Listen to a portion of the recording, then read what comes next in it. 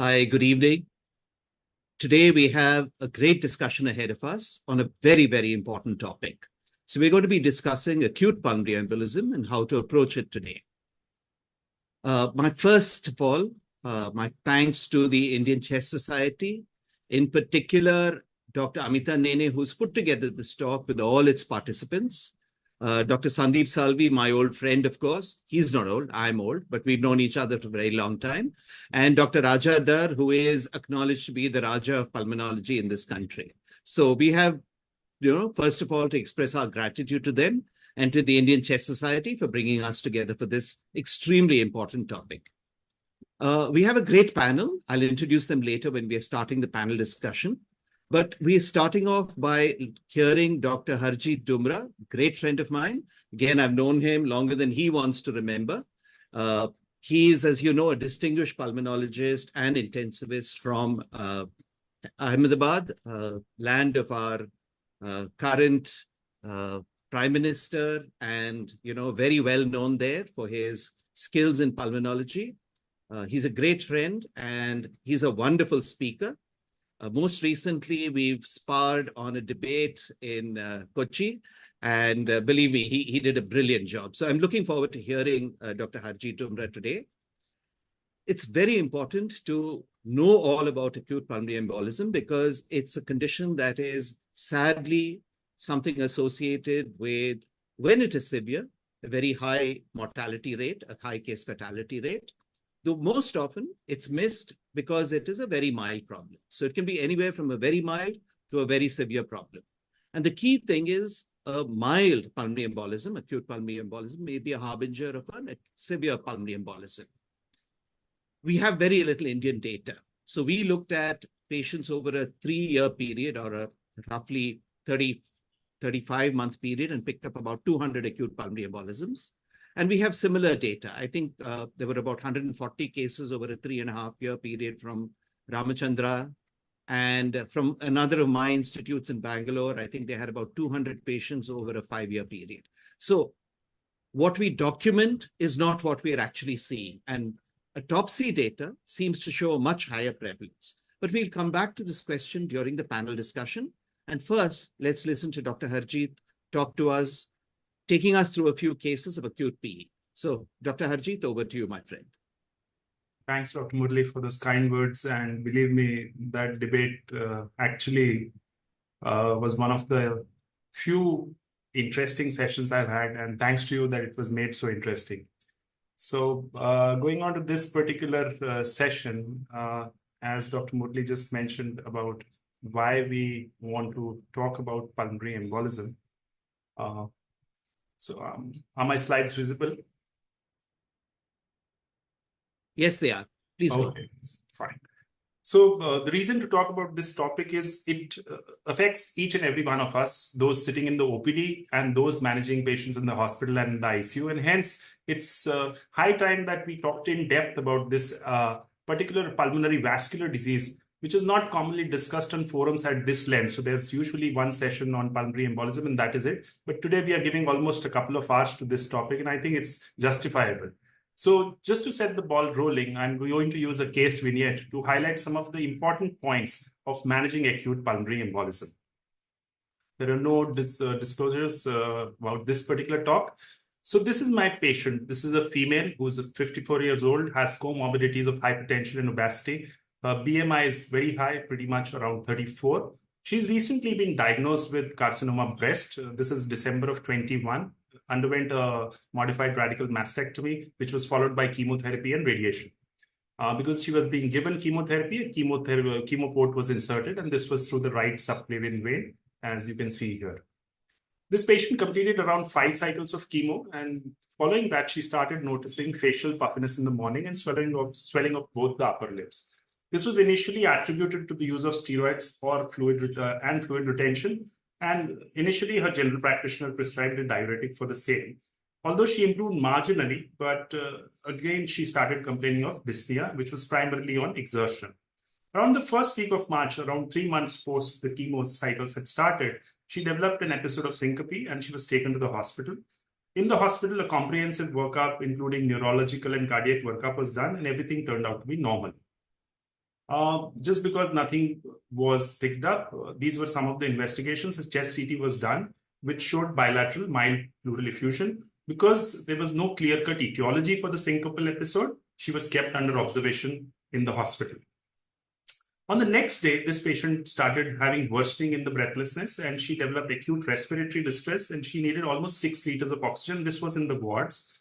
And at this juncture, obviously, we were suspecting an embolism, and a CTPA was asked for. At this stage, her vitals were a respiratory rate of 28. She was hemodynamically stable, and her saturations were around 94% on 6 liters. There was no focal deficit of any kind. Now, this was her CTPA. As you can very well see, they had filling defects in both main pulmonary arteries, and there was bilateral effusion, which was more prominent on the right side. Other important features was that around the chemo port in the SVC, there was significant thrombus load, and this was also extending to the left subclavian vein. She was having something like an SVC syndrome at this juncture. So the diagnosis at this time kept was that she has developed catheter-related thrombosis of the superior vena cava and the subclavian veins, leading to an embolism with bilateral pleural effusion, and this was in a background of carcinoma breast. Now, why is an embolism important to us? With that brief background and that case, let's go to the nitty-gritties of this subject. So why is this particular modality extremely important to all of us? Because it can cause a lot of death. So Dr. Murli was just telling you about the mortality rates in embolism, but the important aspect is that this is a preventable cause of death. And why is it important? Because half of these PEs occur in hospital or healthcare related institutions. So it is definitely something which we can work out and prevent. Another important aspect is the severity of the embolism, which causes death or maybe even morbidity, is dictated not only by the embolism size, but also on the basis of cardiopulmonary status. And this is an extremely important point. Why? Because even a small embolism in a patient who has poor cardiopulmonary reserve can lead to shock and sudden death. And hence, it is not just the size of the clot or the number of emboli you pick up, which are important. It is also the background cardiopulmonary reserve, which dictates prognosis. So if a patient presents with shock, the mortality can be as high as 25%. And if in case it's with cardiac arrest, the mortality can go up to as much as 65%. And most of these incidences happen within the first hour of presentation, bringing us to the point that you cannot prevent the first event, but we bring the patient to the hospital to prevent the second event and to improve the condition of the patient. So you will miss out on the first, but you can definitely prevent the second if you go about it in an algorithmic way, which I'm going to enumerate. Acute pulmonary embolism is not just acute consequences of embolism, it is also associated with long-term morbidity and sometimes mortality. And why is that? Because basically this can have recurrences down the line. It can affect it if it is associated with DVT, you can have a post-thrombotic syndrome. And about 5 to 10% of your patients who survive can go on to develop a CTEPH, that is chronic thromboembolic pulmonary hypertension, which itself is associated with high morbidity and mortality.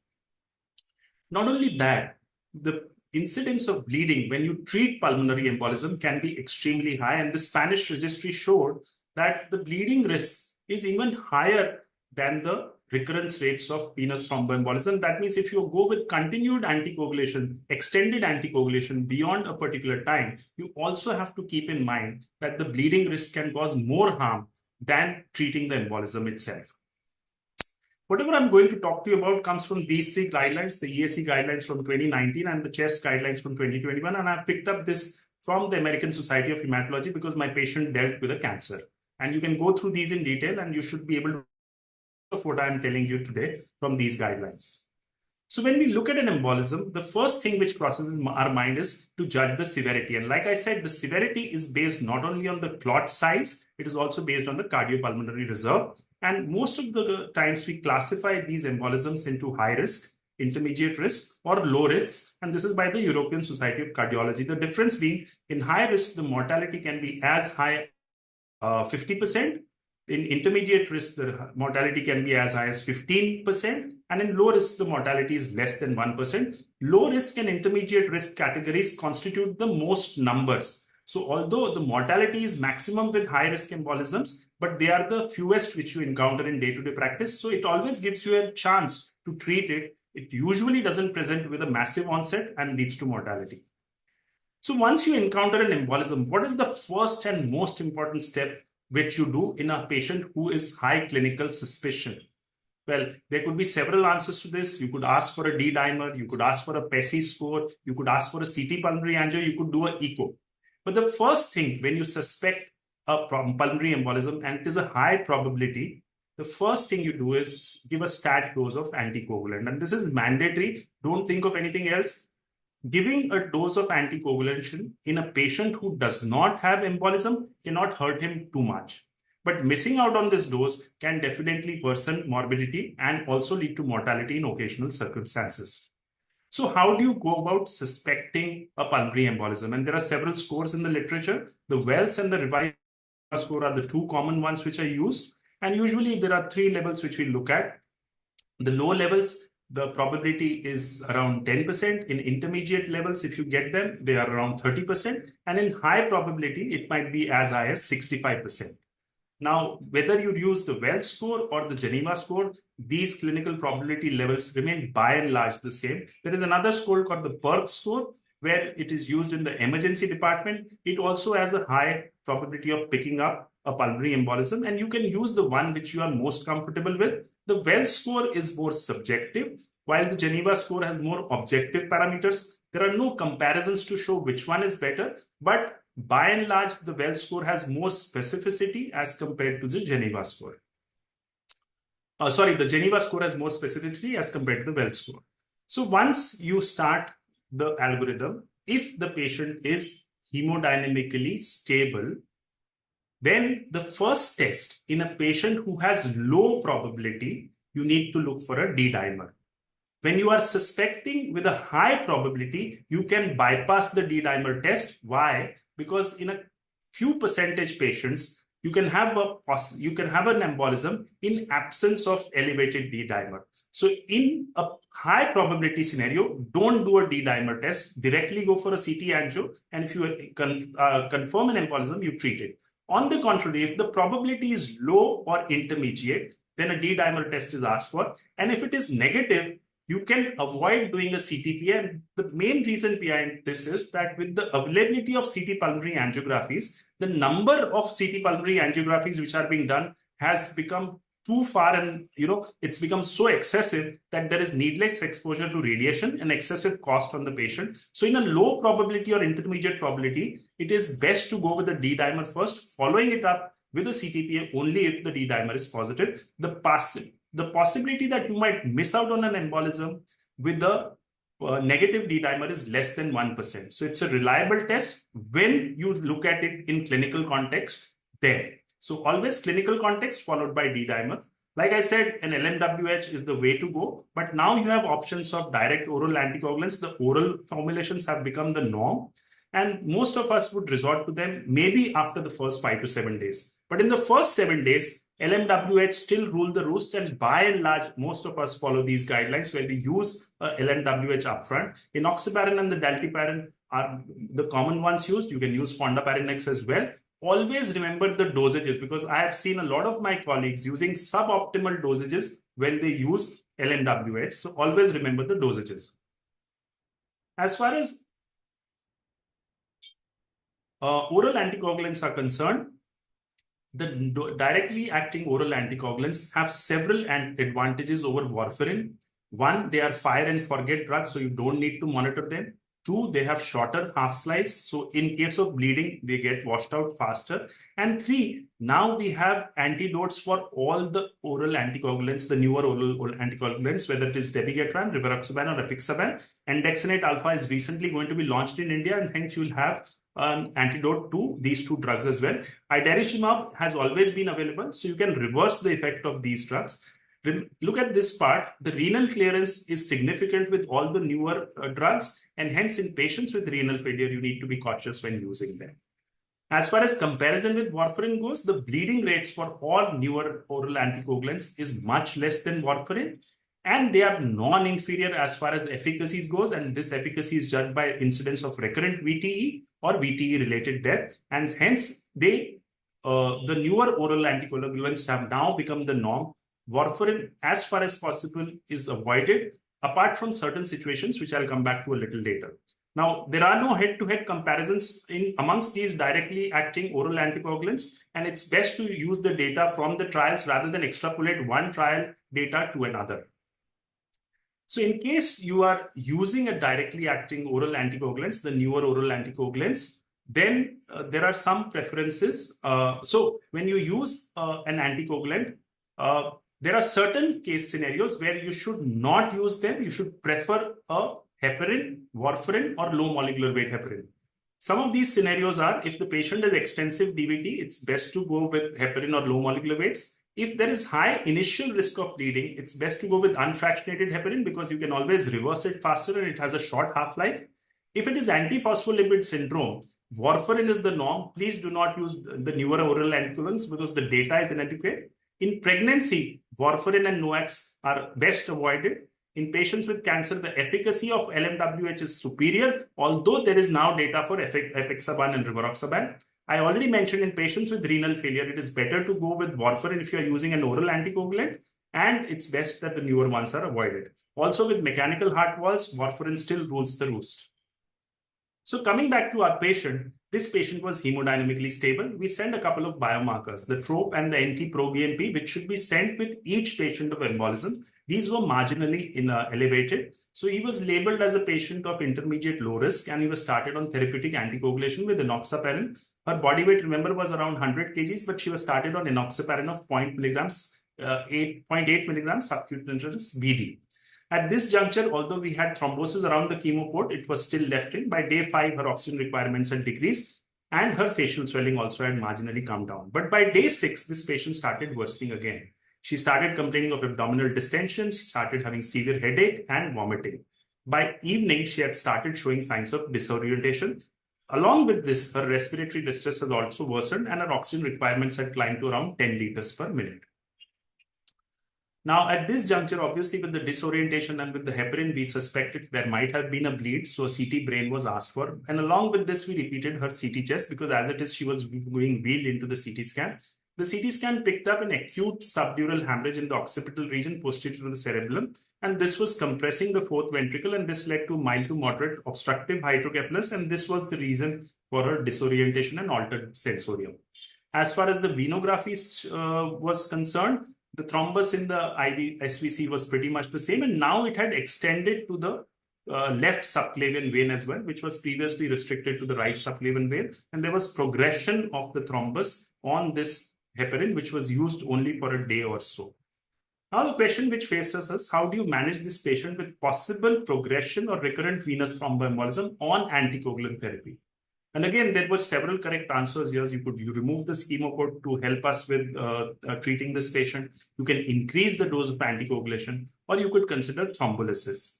However, there were 3 pertinent points in this patient. One, this was a recurrent or progression of thrombus on anticoagulation.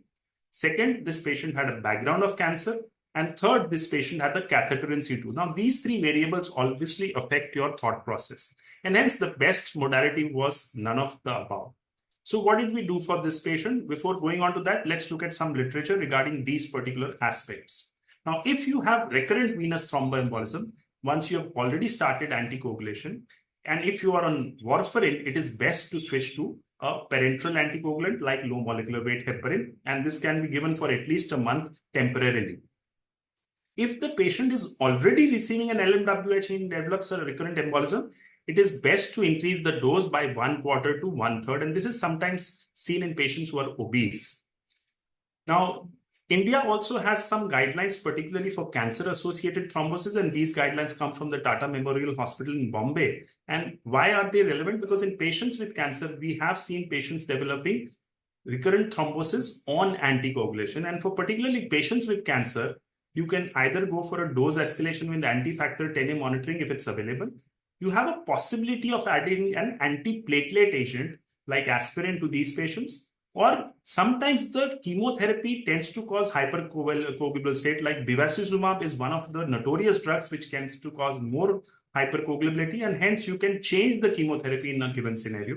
If you are on a DOAC, you can switch to an LMWH, but if you are on an LMWH, don't switch to a DOAC. So it's preferable to increase the dose of LMWH rather than switch it. Now, catheters in situ are common procedures which are done in the ICU, and they are commonly done for cancer patients also. And sometimes the site of the PICC line or the chemo ports can cause some issues. So it's these chemo ports, if you place them best, the distal end at the junction of the SVC and the right atrium, the chances of thrombosis are less. And always use ultrasound while putting lines, because by using guidance, you can avoid multiple punctures, and multiple punctures sometimes lead to thrombosis. Also keep in mind that the bigger the size of the catheter, the higher the risk. So smaller size of catheters, lesser the risk. Also, if there is mediastinal lymphadenopathy, there are more chances of compression. So be more cautious in these groups of patients. And this is particularly seen also if you have a femoral line in situ. So always go with basically IJVs or subclavian cannulations to avoid venous thrombosis. Now, by and large, what are the guidelines to remove the line if you get a catheter-associated thrombosis? The general consensus is, if the catheter is well positioned, if it is not infected, and if the symptoms decrease on surveillance, always try to save the line. Do not be in a hurry to remove the line, because these lines are put with a lot of effort, and cancer patients don't undergo repeated procedures, particularly like a chemo port, which is extremely important for them. And it's best that you salvage this line as far as possible. So coming back to this case, in view of the SPH, the anticoagulation was temporarily withdrawn because the bleeding was because of heparin. The patient worsened rapidly from here onwards, and her GCS reduced to 6. By now, she had become hemodynamically unstable. She ended up getting intubated and ventilated and needed high double-dose vasopressors. A fresh echo showed a dilated RARV, and her right ventricular systolic pressure had climbed to 48. Remember, the first echo was normal. Her first TROP and BNP levels were normal, or almost on the upper limit of normal, but now they were significantly elevated, and the hypotension had also led to decreased urine output, and her creatinine started climbing up. We called in the neurosurgery team, but they said that it is best to defer surgery because it might lead to further deterioration in the patient's condition. And we were not sure whether it was the embolism which was causing the hemodynamic instability, or was it the central cerebral edema causing that. So the relatives were explained about poor prognosis, and we just basically went on closely monitoring this patient, continued her on mechanical ventilation, and we instituted anti-cerebral edema measures. After 48 hours, the patient started showing some response. She initially had flexor response, and she started now responding to basic verbal commands also. And surprisingly, her vasopressor requirements also started climbing down. A surgical drainage was planned by the neurosurgery team, but because the patient was stabilizing, they said we'll wait for another day before we go forward. And hence the issue came back into our court that now, because the patient is improving, we can't just let the patient wither away. And it's best to now consider an option to treat the pulmonary embolism as well as the SVC thrombosis. So now this was a hemodynamically unstable patient. So again, the question was, how do you treat this patient who has pulmonary embolism, who is hemodynamically unstable, who has catheter-related thrombosis, and also has a leak in the brain, a subdural hemorrhage? So this was not a commonly seen case, but this was a very, very challenging case. So let's go to some literature again. And the issue is, how do you define hemodynamic instability? So when a patient presents with cardiac arrest, it's like very clear that this patient is unstable. Or if a patient has obstructive shock, means the systolic blood pressure less than 90 with signs of end organ hypoperfusion, it could be in the form of altered mental status, cold clammy skin, oliguria. All these would be classified as hemodynamically unstable.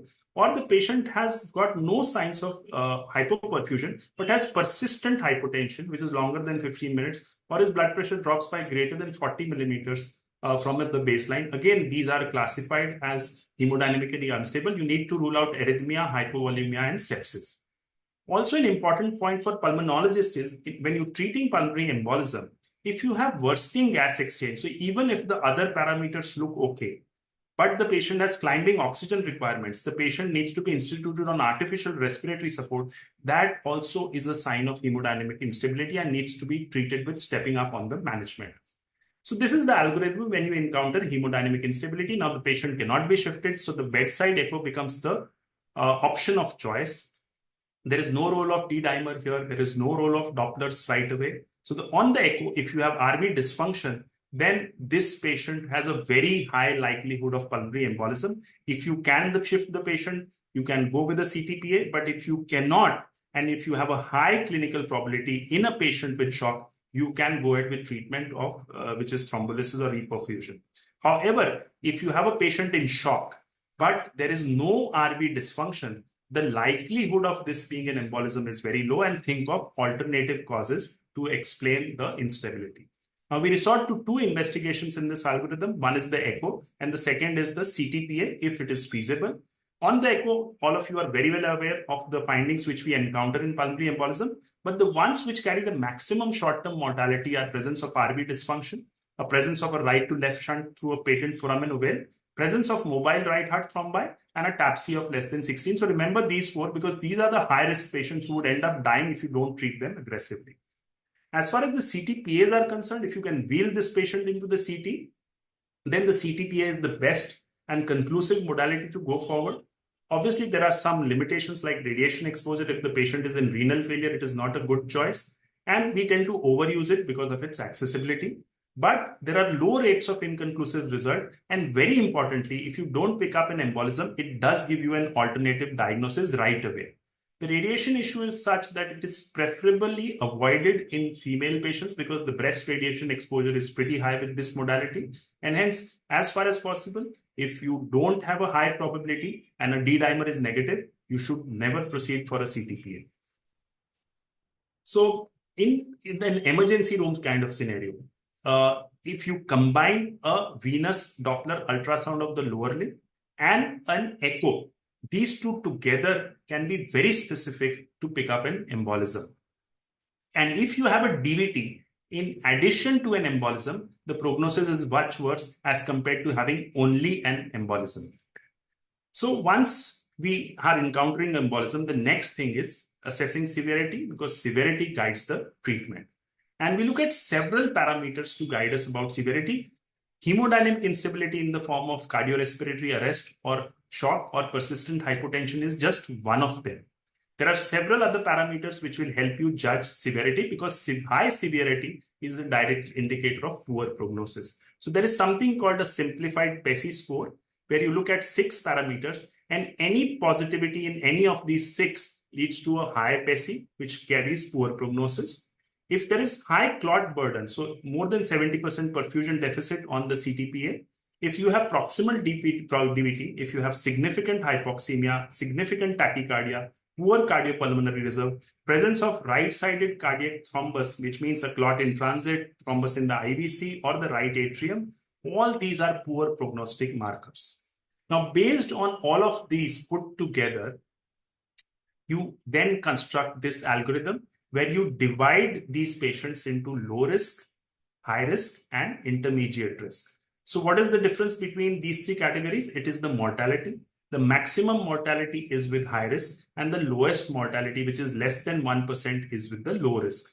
Now, high risk is easily identifiable because if you have a patient in shock, this patient is high risk, and you directly proceed for treatment of high risk pulmonary embolism. However, if the patient is hemodynamically stable, if the simplified PESI score is 0 or less than 1, that is, if there is no RV dysfunction on the echo, and if your troponin levels are negative, this patient is classified as low risk, and this patient can also be discharged if social support is available and observation can be carried out at home. So there are clear-cut guidelines about how to treat high risk and how to treat low risk. The major challenge is in the intermediate group, where depending on the presence of RV dysfunction, the presence of high PESI score of greater than 1, or elevated cardiobiomarkers, you classified it into intermediate high risk, which means a patient is hemodynamically stable but has RV dysfunction on the echo and has elevated biomarkers and a simplified PESI score of greater than 1, or an intermediate low risk where your PESI score is positive but your cardiac biomarkers and RV dysfunction is absent. So these 2 categories tend to overlap a bit, and the management for them also is a little different, and I'll come back to that later during my talk. So not only the risk stratification, the treatment will also be influenced by the risk of bleeding, the extent and location of the thrombus, operator expertise, and individual patient preferences. So besides the risk stratification, we also look at some other parameters, and these are clinical parameters which all of you should look at besides the risk stratification given in the guideline. So if a patient has high bleeding risk, which you can possibly look at certain scales like the Hasbled score, and you can find out the bleeding risk, always be more cautious, and you can use non-pharmacological measures like catheter-based therapies or surgical embolectomies in this patient. You can look at the severity of the breathless, and then you can encounter a patient who is severely breathless who might need rapid symptom resolution. If the patient is hemodynamically unstable or is worsening, you need aggressive intervention. So hemodynamic stability is an important parameter. The functional status of the patient will dictate what kind of therapy you would proceed for. So if a patient is moribund, has a lot of comorbidities, is extremely old, is already bedbound, you would avoid too aggressive therapies. If the patient has cancer, then also if the life expectancy is low, it's best to avoid aggressive therapy. What about the clot characteristics? So if you have a proximal clot, you can use endovascular therapies and surgical embolectomies, which is not possible with distal clots. And if there is a clot in transit, this is an extremely high-risk patient, and you need to be aggressive in this group of patients. So not only the algorithm to define the risk, but also some other clinical parameters which will help you decide what to do. Now, once you have classified the patient as low, intermediate, and high risk, the first thing you do is give a shot of anticoagulant and then decide where to place this patient, whether this goes as an outpatient and you discharge him on oral anticoagulants, whether this comes to the floor if you take him indoors, or he goes to the ICU. And we use the HESIA criteria to decide if you want to discharge the patient. So there are 11 criteria here. Any one positive will lead to an indoor admission, and you can go through these in the guidelines, and this is very well described there in the guidelines. So coming to hemodynamic instability. So how do you manage these patients? So first and foremost, like I said, you anticoagulant, then you check for hemodynamic instability. If the patient is hemodynamically unstable, reperfusion treatment is the norm, which means thrombolysis becomes the norm. Now, if the patient is hemodynamically stable, then you distinguish between low and intermediate risk pulmonary embolism. And we look at two criteria. One is clinical signs, which are manifested in the form of PESI criteria and the HESIA criteria. And two, we look at the RV dysfunction on the CT or on the transthoracic echo. If both these are present, that is clinical signs of PE severity and RV dysfunction, then this is an intermediate category patient. You perform a troponin test. If the troponin is positive, it is an intermediate high risk. But if the trop is negative, this is an intermediate low risk. With an intermediate low risk, you can go with a ward admission. While in intermediate high risk, it's best to observe the patient in the ICU. And if everything is negative and there is no reason for hospitalization, then you go with anticoagulation alone, and you can discharge the patient if there are no positive HESIA criteria. So our patient was already in the hospital.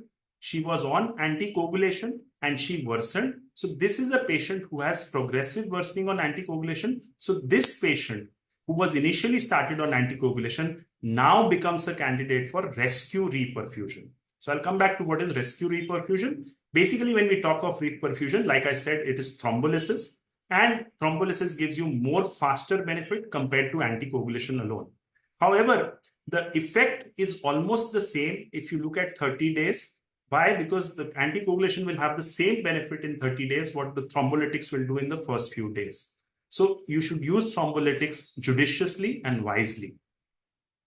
If you are talking about thrombolysis, there are two different kinds. One is the systemic, where you give it intravenously, but you can use a catheter directly placed in the pulmonary artery, which is called catheter-directed thrombolysis. And the benefit here is you can do the same benefit with a lower dose of the drug. So lower dose means lower bleeding, but almost similar benefits. If the patient cannot be thrombolized, then you can resort to surgical procedures, and these are preferably restricted to patients with high-risk pulmonary embolism. So whenever we're treating the embolism, we always look at the right ventricle, because the failure of the right ventricle is what leads to adverse prognosis. So always try and optimize the volume if the patient is hypotensive, but be worried that excessive fluid overloading can lead to RV failure, to heart failure as well. And hence it should be a judicious call about fluid loading, not more than 500 ml. The vasopressors of choice are norepinephrine. The inotrope is dobutamine. Never start dobutamine in a patient with hypotension. First, always treat it with Norep. and then add dobutamine. And worst case scenario, if nothing seems to be working for you, you can go on to ECMO.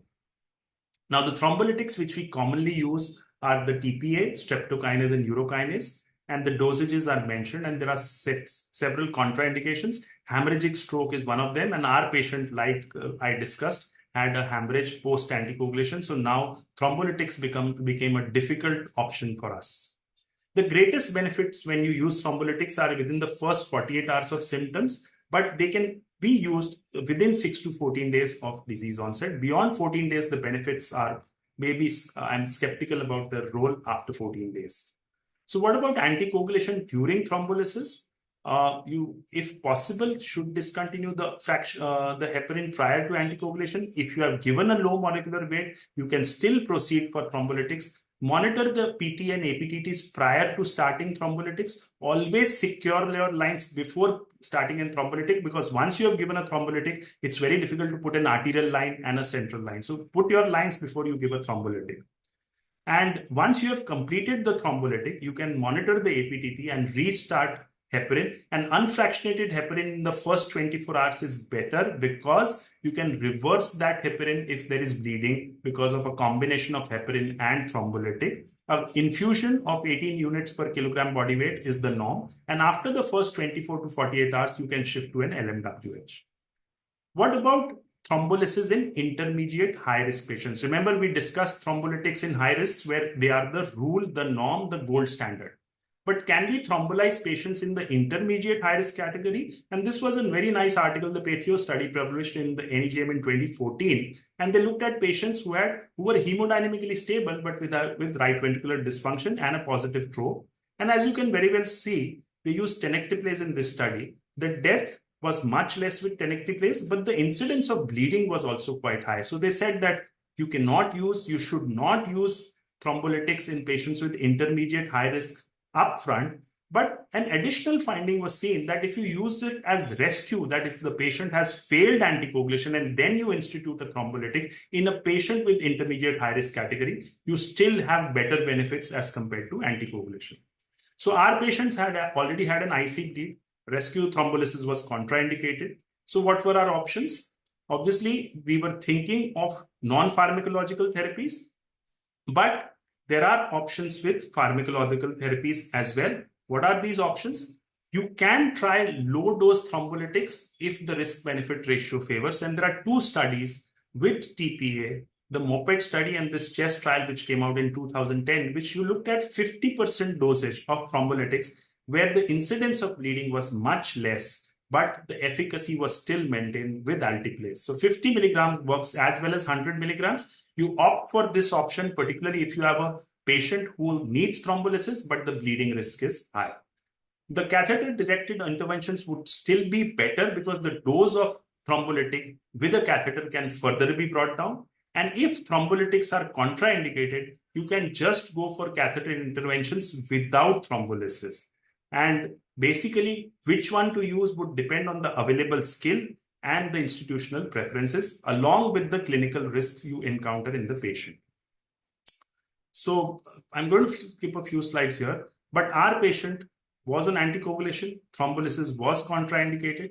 A decision was made to first remove the chemo port, and this was followed by a catheter-directed embolectomy because we could not use the thrombolytic. So we did a suction embolectomy of the pulmonary artery as well as the SVC, and this was followed by a balloon dilatation of the superior vena cava. And this is the balloon. This is the photograph of an IVC being dilated with the balloon, and that is how we at least achieved marginal success in treating these patients.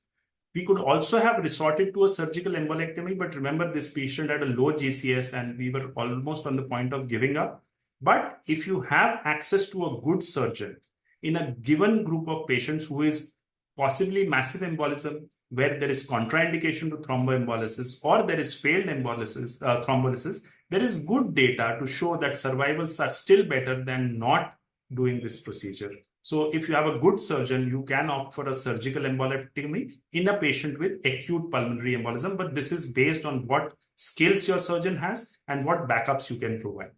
What about IVC filters? So contraindication to anticoagulation. complication of anticoagulation, or failure of anticoagulation. These are the three indications where you consider IV FITC filter, otherwise don't. So our patient tolerated the procedure well. Post-procedure, the facial swelling and the swelling in her upper limb started regressing. Gradually, her vasopressor requirements started coming down. We had a complication subsequently, which was candidemia. She needed prolonged ventilation. We did a tracheostomy, and gradually we were able to wean off the ventilator. The neurologist had asked us to defer therapeutic anticoagulation till 4 weeks. So we gave her nothing, just waited. And eventually she was discharged with a GCS of around 10 on day 42, of 8 on day 42. Now that brings us to the duration and phases of treatment of pulmonary embolism. We usually start with a parenteral anticoagulant, like it is being shown here, in the initial 7 days, followed by at least 3 months of oral anticoagulants, where you can use warfarin, or preferably now it is the DOACs which rule the roost. And beyond 3 months, you need to personalize care depending on whether a patient basically needs prolonged drugs or not. If you are using an oral anticoagulant, one of the newer ones, how to go about choosing one out of the available 3? So if you want an all oral therapies, means you want no low molecular weight heparin upfront, then the trials for apixaban and rivaroxaban did not use upfront heparin, and they were shown to be equally effective. If the patient has dyspepsia or upper GI symptoms, avoid dabigatran. Recent GI bleed, again avoid dabigatran and rivaroxaban. Apixaban is the safest with a GI bleed.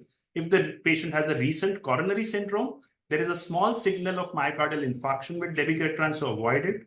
If the patient wants only once daily therapy, then rivaroxaban is the way to go, because you can get away with once daily therapy. And if there are unstable INRs or limited access to anticoagulation clinic, then warfarin is then the NOACs are the drug of choice. Do not use warfarin. However, if you have a low creatinine clearance, then use DOACs very, very carefully. Anything below 30, these NOACs are better avoided.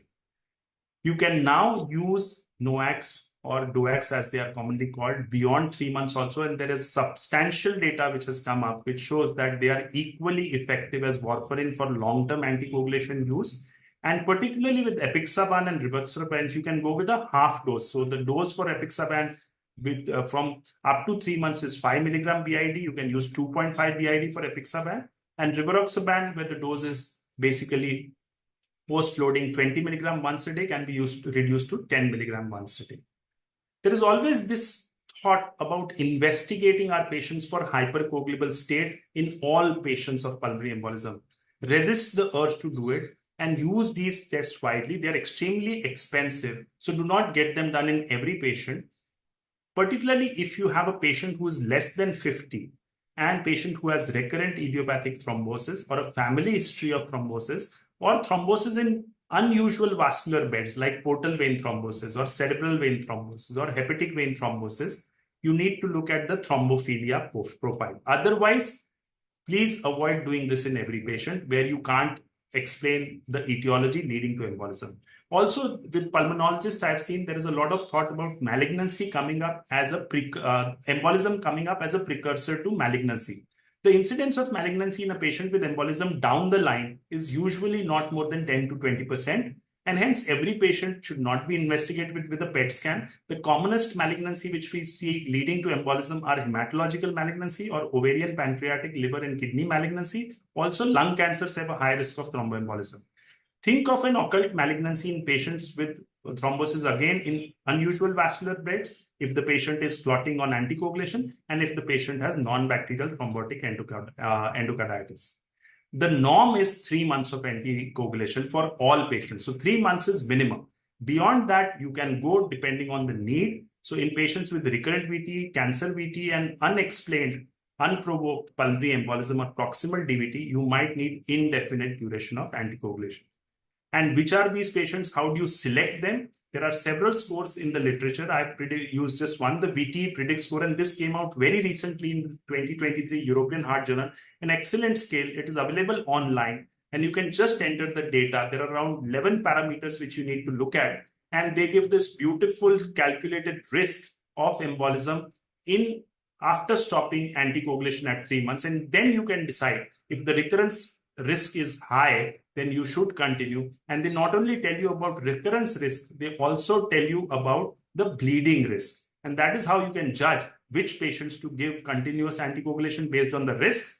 And not only that, you can avoid giving anticoagulation in patients who are at high risk of bleeding, and you can opt for aspirin as well in those groups of patients. So to summarize my talk in this slide, when you encounter a patient with embolism, when you suspect it, you can use the revised Geneva score or the Wells score. Your clinical hunch is inferior to these scores. So if you go by clinical hunch and along with that you add a score to it, the chances that you will be correct go up by 10 to 15%, and there are trials to support that. So don't go by your clinical hunch. Always look at a score to judge the possibility. Followed by, if it is low or intermediate possibility, then look at a D-dimer. Follow this up with CTPS and echo and ultrasound of the lower limbs, depending on your need. Once you have documented an embolism, simultaneously you go for risk stratification, which is based on PESI scores, biomarkers, which are troponin I and BNPs, looking at RV dysfunction on the echo or on the CT. Following this up, your two main drugs are anticoagulants and thrombolytics. If you are not able to use these two drugs because of contraindications or bleeding risks, you can go with non-pharmacological measures like catheter-directed techniques or surgical embolectomies. Vena cava filter should be an exception and not the norm. When you complete your anticoagulation duration of 3 months, remember that is the time to assess risk of recurrence, and you can use certain scores which I've enumerated during my talk to decide whether a patient can justifiably be continued on anticoagulation. And now the DOACs have shown sufficient, we have sufficient data with DOACs showing equal efficacy as warfarin. And if you have high bleeding risk with DOACs on the predictor, you can go with aspirin as well. Last but not the least, managing pulmonary embolism is a multi-modality care. It not only involves a pulmonologist, but you need an intensivist, a vascular surgeon, a cardiac surgeon. You need your cardiology colleagues and an emergency medicine team to help you out, which constitutes the pulmonary embolism response team or a PERT team. Several centers in India have established a PERT team, which is called on as soon as there is a suspicion of embolism, and you can get to this team in your hospitals as well. And it is best to make this team because this disease can be beautifully treated and reversed if picked up early. My final word is always think of DVT prophylaxis in hospitalized patients, because this is the single most important intervention which can prevent DVT and embolism. I thank you for a patient listening, and I'll be open to questions during the panel discussion. Thank you. Thank you, Dr. Harjeet Doomra. That was brilliant. Dr. Amita Nene instructed me that I should praise the talk highly. I don't need her instruction. This was absolutely brilliant. Thoroughly enjoyed every bit of it. And I really think you've left us with nothing to discuss because you've covered everything. Better it is. But I think the audience is going to guide us as to how much they understood. So if the audience has a lot of questions, I didn't do my job well. So we will go on to the panel discussion because we have an absolutely brilliant panel here. I don't need introduction. Dr. Balmukesh was actually asked to introduce me, but Doctor, for the sake of completion, let me introduce Dr. Murali Mohan, and he is the Senior Consultant and Academic Director at the Department of Internal Medicine and Pulmonology of Narayana Health, Mazumdar Shah Medical Center, Bangalore. And we always look forward to Dr. Murali Mohan whenever he gives a talk in webinars or conference, because we have so much to learn from him. And his area of interest is pulmonary vascular disease, and it's apt that he is moderating this session. Thank you so much, Dr. Bala. We have, and I'm going to introduce them in the order in which they sent me their introductions. All of them, of course, are well known, but I think it's just right to spend a minute or two introducing each one of them. Dr. Rakhi Khanduri, of course, is the Professor and Head Department of Medicine at the Swami Rama Himalayan University, a university that has come of great prominence, especially in the recent years. She is MD Respiratory Medicine from KGMU, has multiple diplomas, both Indian and abroad, and a lot of presentations in national and international conferences, and over 50 papers in index journals. And her area of interest is ILD, TB, asthma, and COPD. Our next pulmonologist, returning the compliment to Dr. Balmugesh, and to get praise from him, he's currently the professor and head of the department at one of the most prestigious institutions in the world, the Christian Medical College. He heads the Department of Pulmonary Medicine there, and was earlier, a few years ago, in the UK, in the Lancashire Teaching Hospitals, one of the most beautiful parts of the United Kingdom, holds multiple memberships and fellowships, and of course has been awarded the K.G.R. Murthy Oration, as well as the ICMR and the Kamal Satbir Oration. Those of you who know, K.G.R. Murthy was one of the doyens of our profession, and the K.G.R. Murthy Oration is one of the most prestigious orations. Our next speaker, our next panelist, my apologies, Dr. Preeti Sharma, is Senior Consultant Pulmonologist, Critical Care and ICU Chief at the Meher Super Speciality Hospital, and runs her own clinic called the Breathe Easy Clinic in Mohali. She's from Chandigarh, has an IDTC CM from the Fortis Hospital, Mohali, and like the others, is a very well-known, frequently invited speaker at conferences, and has made presentations at international conferences also. Her areas of interest, of course, are airways disease and critical care. And of course, Dr. Swapnil Kulkarni, for anybody who's a part of CCI also knows him well, who's part of ICS also knows him very well. He is a consultant and director of the Birth and Breath Clinics in Pune. And my favorite city after Bangalore is Pune. So lovely to have you all here. I've already introduced, of course, Dr. Harjeet Dumra. So we'll go straight on to the questions that we have for them. And I'll be starting with Dr. Raki. Dr. Raki, yes. How often do you see acute pulmonary embolism in your practice? Sir, acute pulmonary embolism with the classical presentation, they usually present less to OPD, but more to the emergency settings. And these patients, actually, since they are less diagnosed because we suspect them less. Like, for example, we have COPD exacerbations coming to our OPDs, but we do not suspect them that these exacerbations are due to pulmonary embolism. They might be due to pulmonary embolism in about 10% of cases, but still we do not think like that. Pulmonary embolism is more picked up in our IPD patients, and like in patients who are with us or who are admitted with other our colleagues. So they are picked up more when they are there, or in the emergency departments. Though they are there, but still they are picked up less by us. Thank you. So that's, I think, two important messages. Where you look for it is very important. They often occur to us only when we are seeing ICU patients, but you should pick it up in the wards also. And Dr. Dumra ended with that, how the importance of DVT prophylaxis in patients who are admitted to medical wards. In the ICU, it happens automatically. People, the question is asked, why are you not anticoagulating this patient prophylactically? But in the wards, this is often missed. So we have a VT prediction table, much like the one Dr. Dumra showed us, to decide whether a person should or should not have anticoagulation at admission. So I'd recommend that everybody use one of these things like the VT predict score and decide what is the chances of anticoagulation being needed for this patient, of course, putting in the bleeding risk also. Our next speaker, our next panelist I'm going to is Dr. Swapnil Kulkarni. Dr. Kulkarni, what are the typical presentations of an acute pulmonary embolism? What are the not to be missed symptoms and signs? Yeah, hello, sir. Thank you. So I'll be very crisp in answering because there are multiple questions which are coming. So clinical examination is very much important. So we can have a classical triad, something known as classical triad for PE, which is dyspnea, which is unexplained, chest pain, particularly pleuritic type of chest pain, and hemoptysis. So this is known as classical triad of PE, which may not be found in all cases, but this can lead to suspicion. And there's one symptom which is unusual, not very common, but can lead to higher suspicion, which is syncope.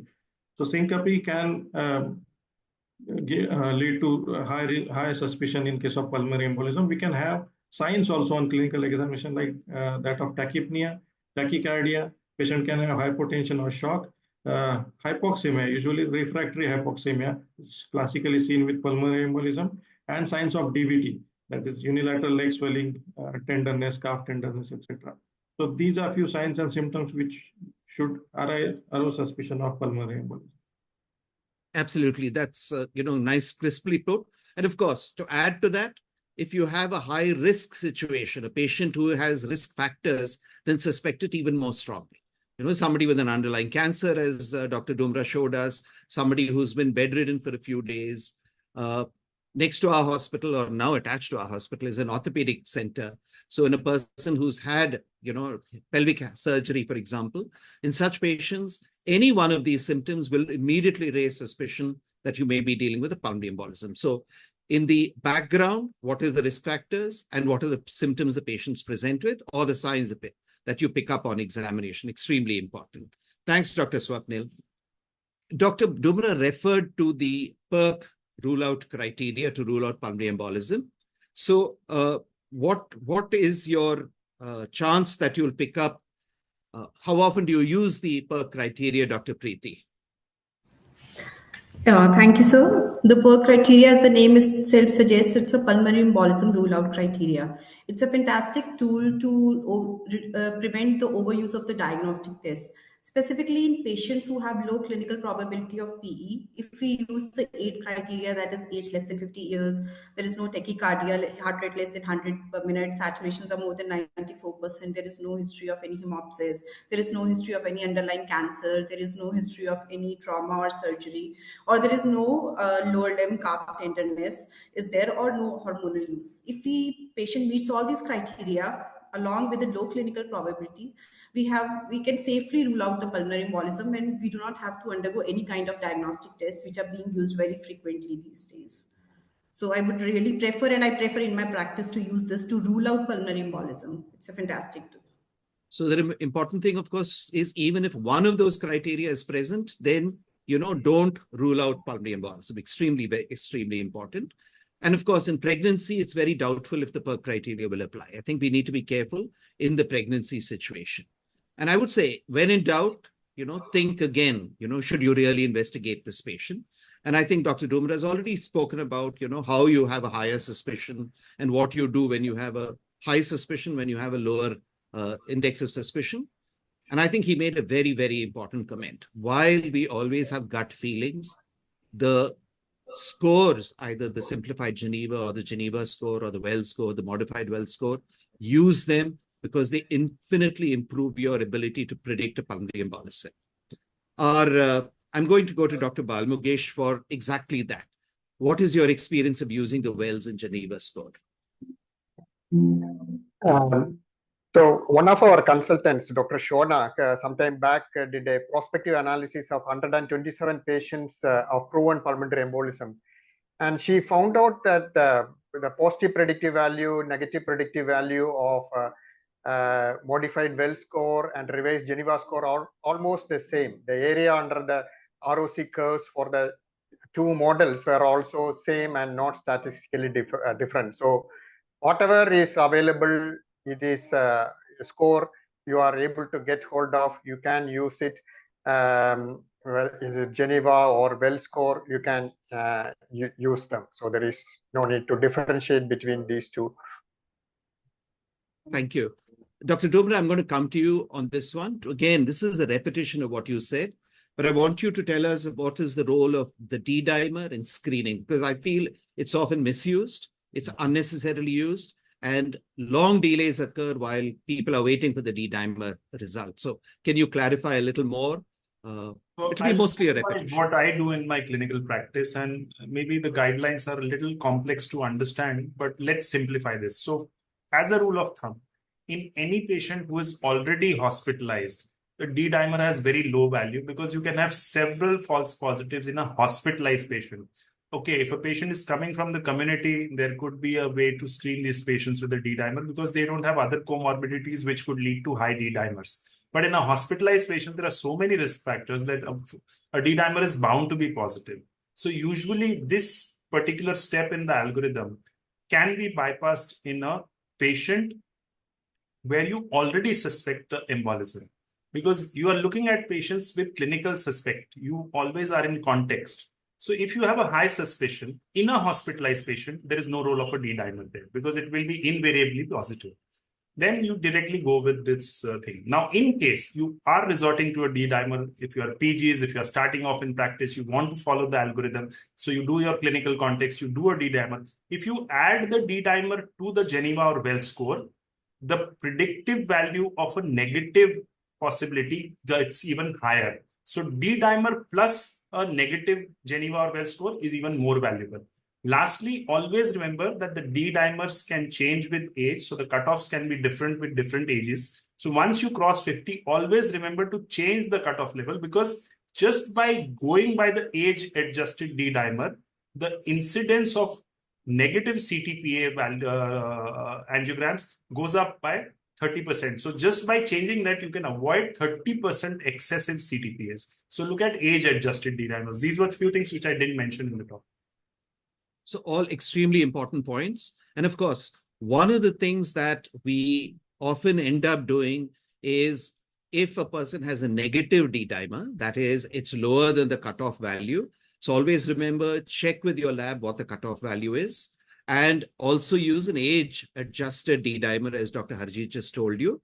If it is less than that, remember also that apart from the false positive D-dimers, there can be false negative D-dimers. Okay, and in about 15% of cases, the D-dimer can be falsely negative. So if you have a high suspicion, please do not waste time doing a D-dimer. Go straight to the imaging of choice. To save time, I'm going to go straight to Dr. Raki. Dr. Raki, do you always ask for a Doppler scan of the leg or arm veins when suspecting pulmonary embolism? Or do you think, I know there's a pulmonary embolism, I don't need to do a Doppler? Sir, if the patient is having high risk of pulmonary embolism, getting a Doppler scan to and it is very easily available also. It will confirm our diagnosis. We do not need to go for a CTPA to confirm a diagnosis and start the treatment. So if we are having high probability of pulmonary embolism along with a Doppler scan, and that too a proximal vein, if it is positive, then chances of pulmonary embolism is high likely, and we can directly go to for the treatment. Calf, the calf veins, they are not that likely to cause pulmonary embolism. Similarly, the upper limb veins, they also do not cause that much of pulmonary. Very rare to cause pulmonary embolism. Proximal pelvic veins, and they are more having chances of having pulmonary embolism. So we can go for that. It is easily available. We can do it bedside. So, and we can start the treatment for the patient. So I think Dr. Harjeet made this point. If you suspect it, give a shot of the choice of anticoagulant, whatever anticoagulant you're choosing, while you're waiting to investigate.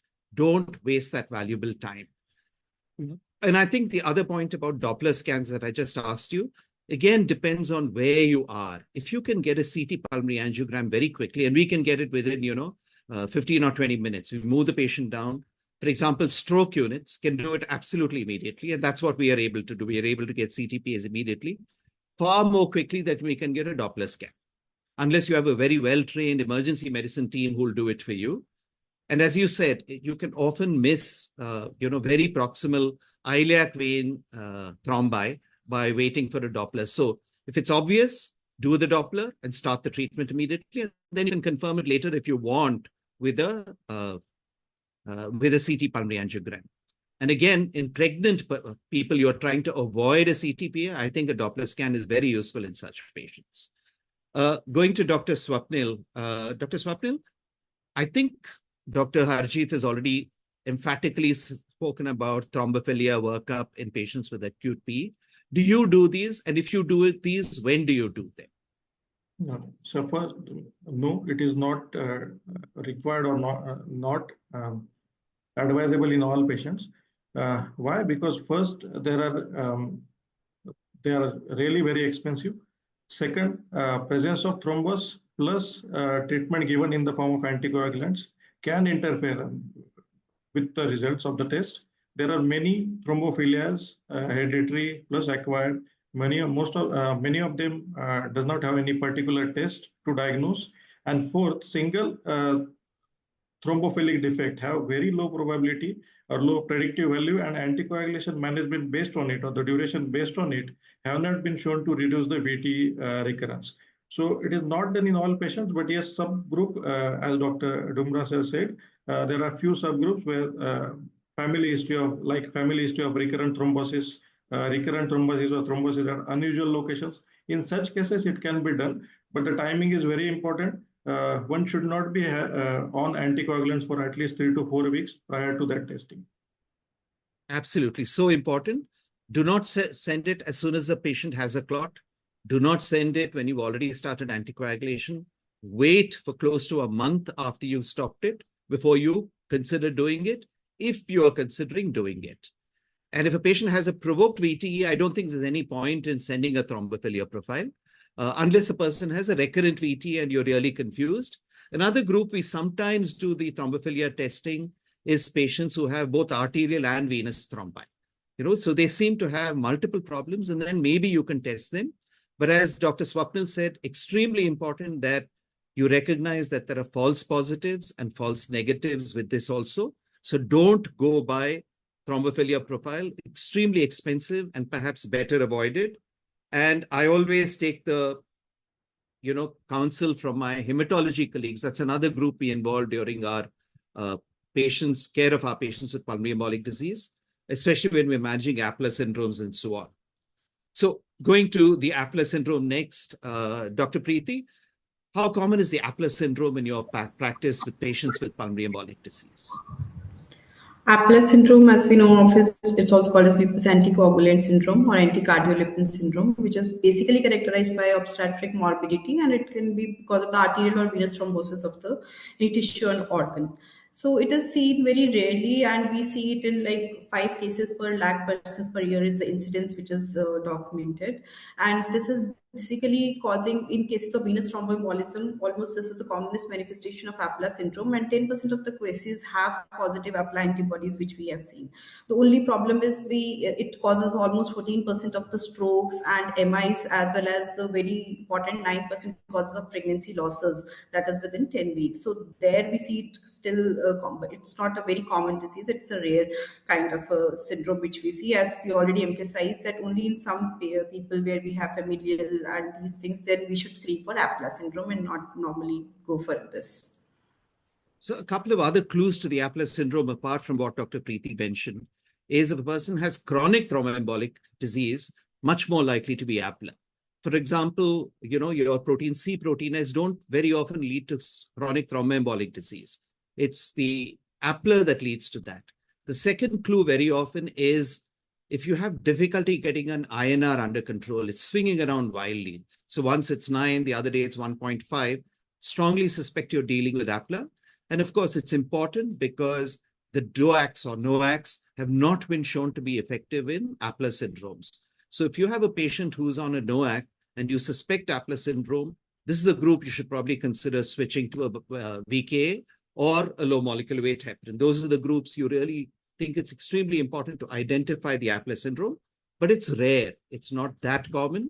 So don't go looking for it, doing the investigation every time. False positive APLAs are also very well described. My next question goes to,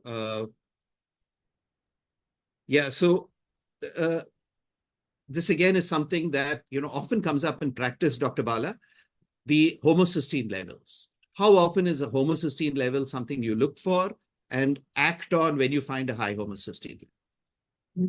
So this used to be a little controversial area. When you talk about high homocysteine level, there are 2 aspects. One is homocysteinuria and severe hyperhomocysteinemia, which is a autosomal recessive condition.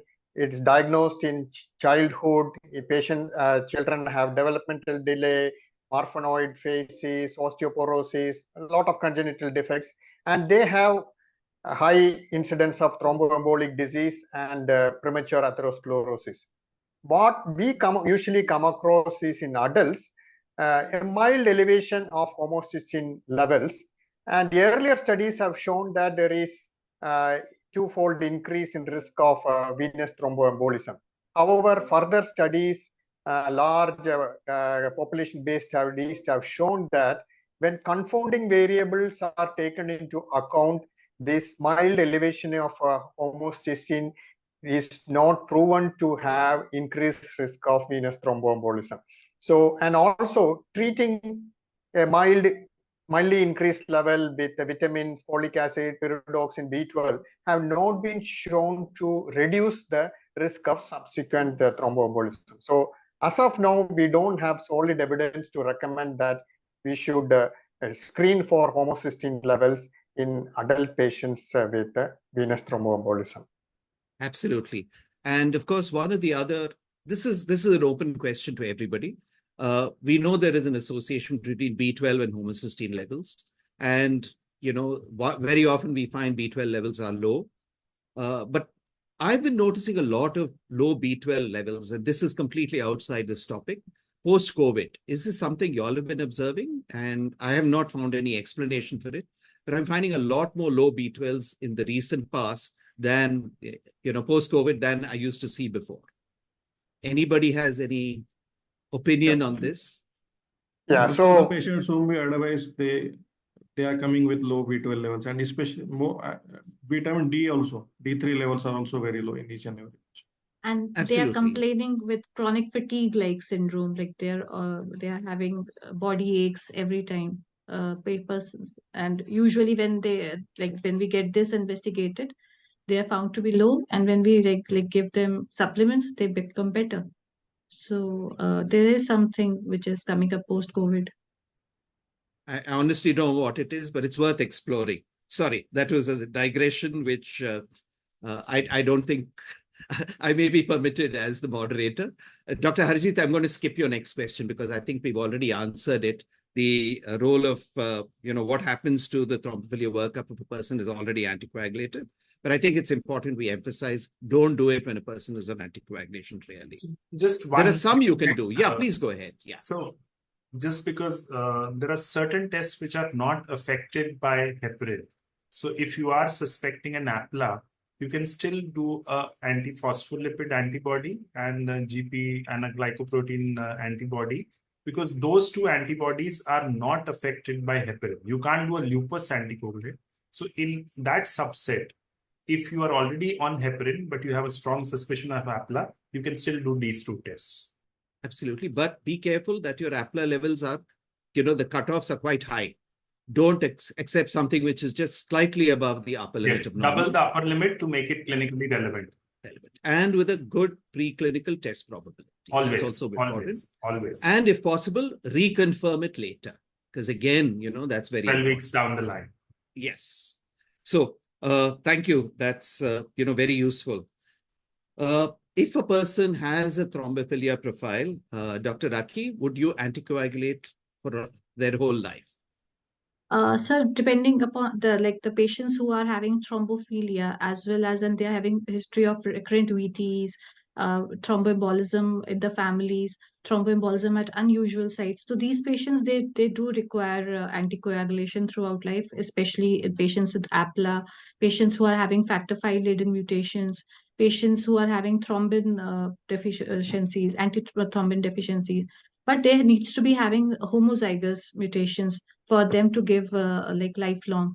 Patients with which we diagnose, but they're diagnosed very rarely, like having heterozygous mutations, they might not require lifelong and anticoagulation, but others they do, yes, require. Great. Thank you so much. I think that is very clear. Some require it, some don't, and base it on either a homozygous state or recurrent PEs or very complicated PE, you know, thrombosis in other areas. Dr. Swapnil, when you have a patient, you have a high suspicion of an acute PE, what is your initial imaging modality of choice? So since it is the suspicion is high, we can skip D-dimer and directly proceed for the imaging. For imaging, either VQ scan or CT pulmonary angiography are the two imaging modalities which have got good sensitivity and specificity. VQ scan can be a first choice if it is available. The chest X-ray is normal. there is renal dysfunction, which is actually contraindication for the contrast administration. And when we don't want to see or we don't want to rule out any other pulmonary pathology, then in such cases, VQ scan can be done and it can be a first choice. And CT pulmonary angiography can be first choice whenever VQ scan, wherever VQ scan is not available, wherever we get abnormalities on chest X-ray, whenever a patient is having structural lung diseases, or alternative diagnosis we are suspecting. In such cases, we can go ahead with CT pulmonary angiography. Absolutely. So, if I have to say it in one sentence, there's a lot more details that Dr. Swapnil has given you. If your chest X-ray initially looks normal, your VQ scan is very helpful because it's not going to be confounded by multiple other problems. If your chest X-ray looks abnormal or your examination suggests underlying structural lung disease, then a CTPA is more useful. Confounding factors are less, and you may get an alternate diagnosis. So that, is very brief. Of course, the other things are very important that Dr. Swapnil mentioned. I'm going to go to Dr. Bala for this next question.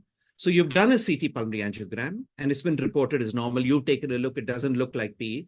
Would you still do a VQ scan to rule out pulmonary embolism if your suspicion is high?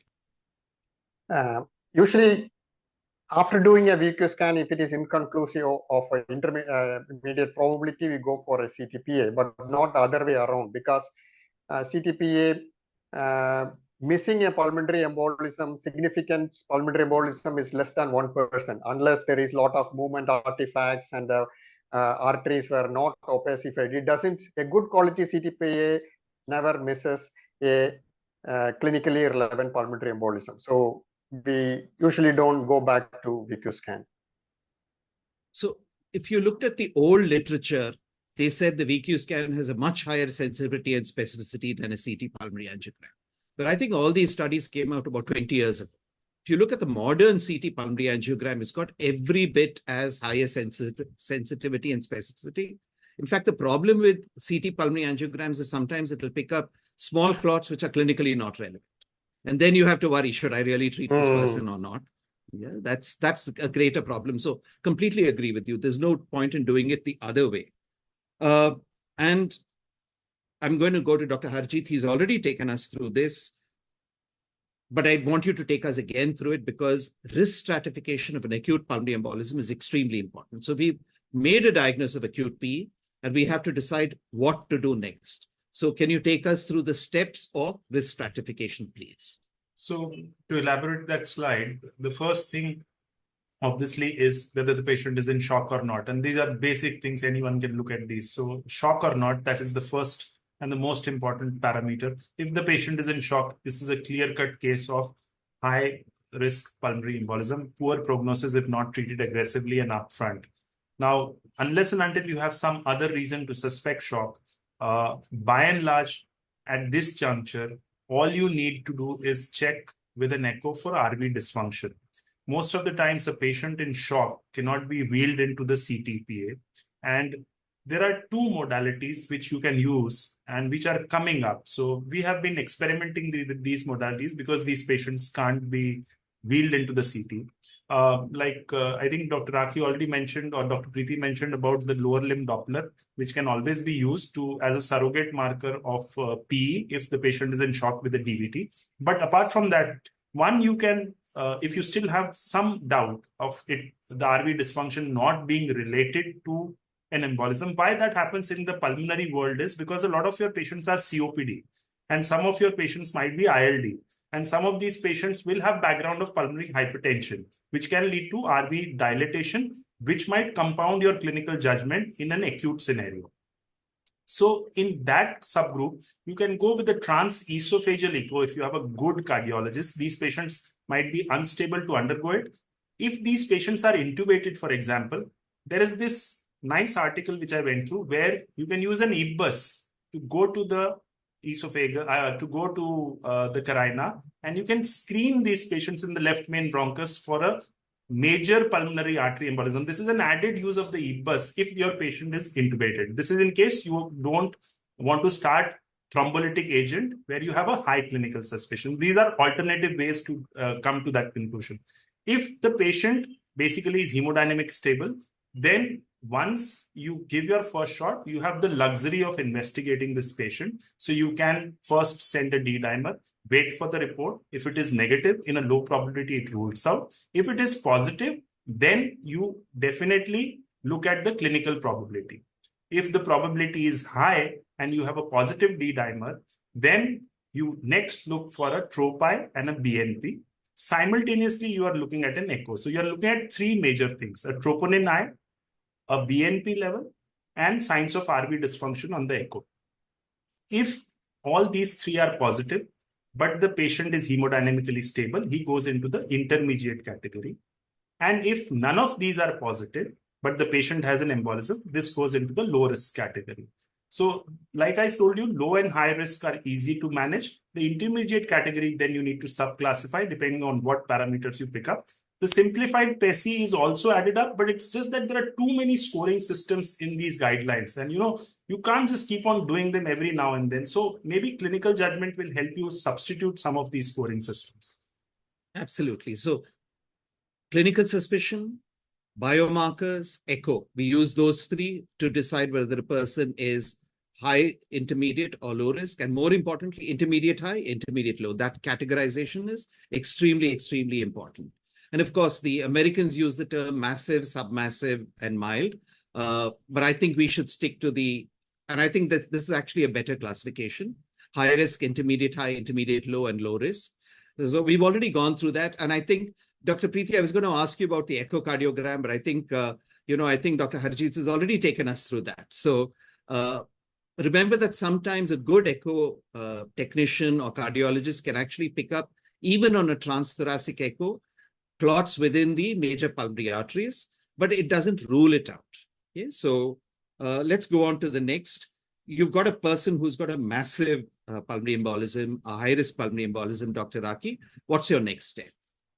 Sir, when the patient is having like high risk or massive pulmonary embolism, it means that he is having he's compromised, and there is RV dysfunction, impaired RV function. So most important is that we have to first maintain his hemodynamics.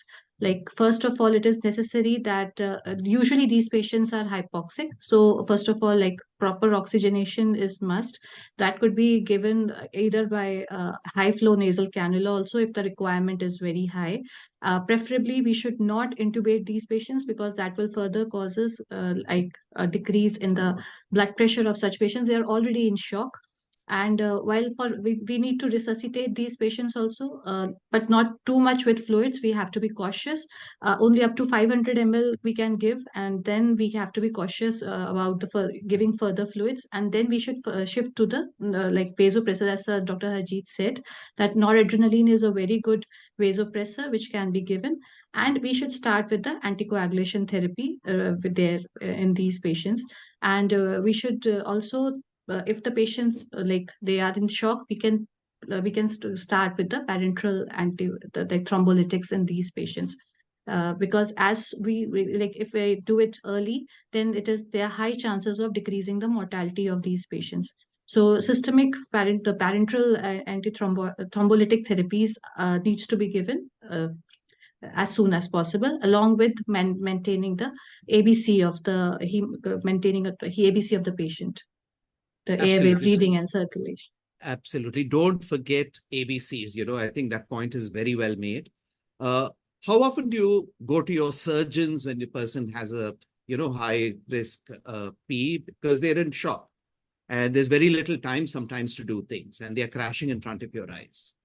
So the problem is in our institute, we have a very good interventional radiologist who can do a catheter-directed embolectomy and catheter-directed thrombolysis, but we do not have a good CTVS support that can help us in doing surgical embolectomy. So we go to an IR specialist if we need to go for this catheter-directed therapies in our patient who is very sick, is having massive pulmonary embolism.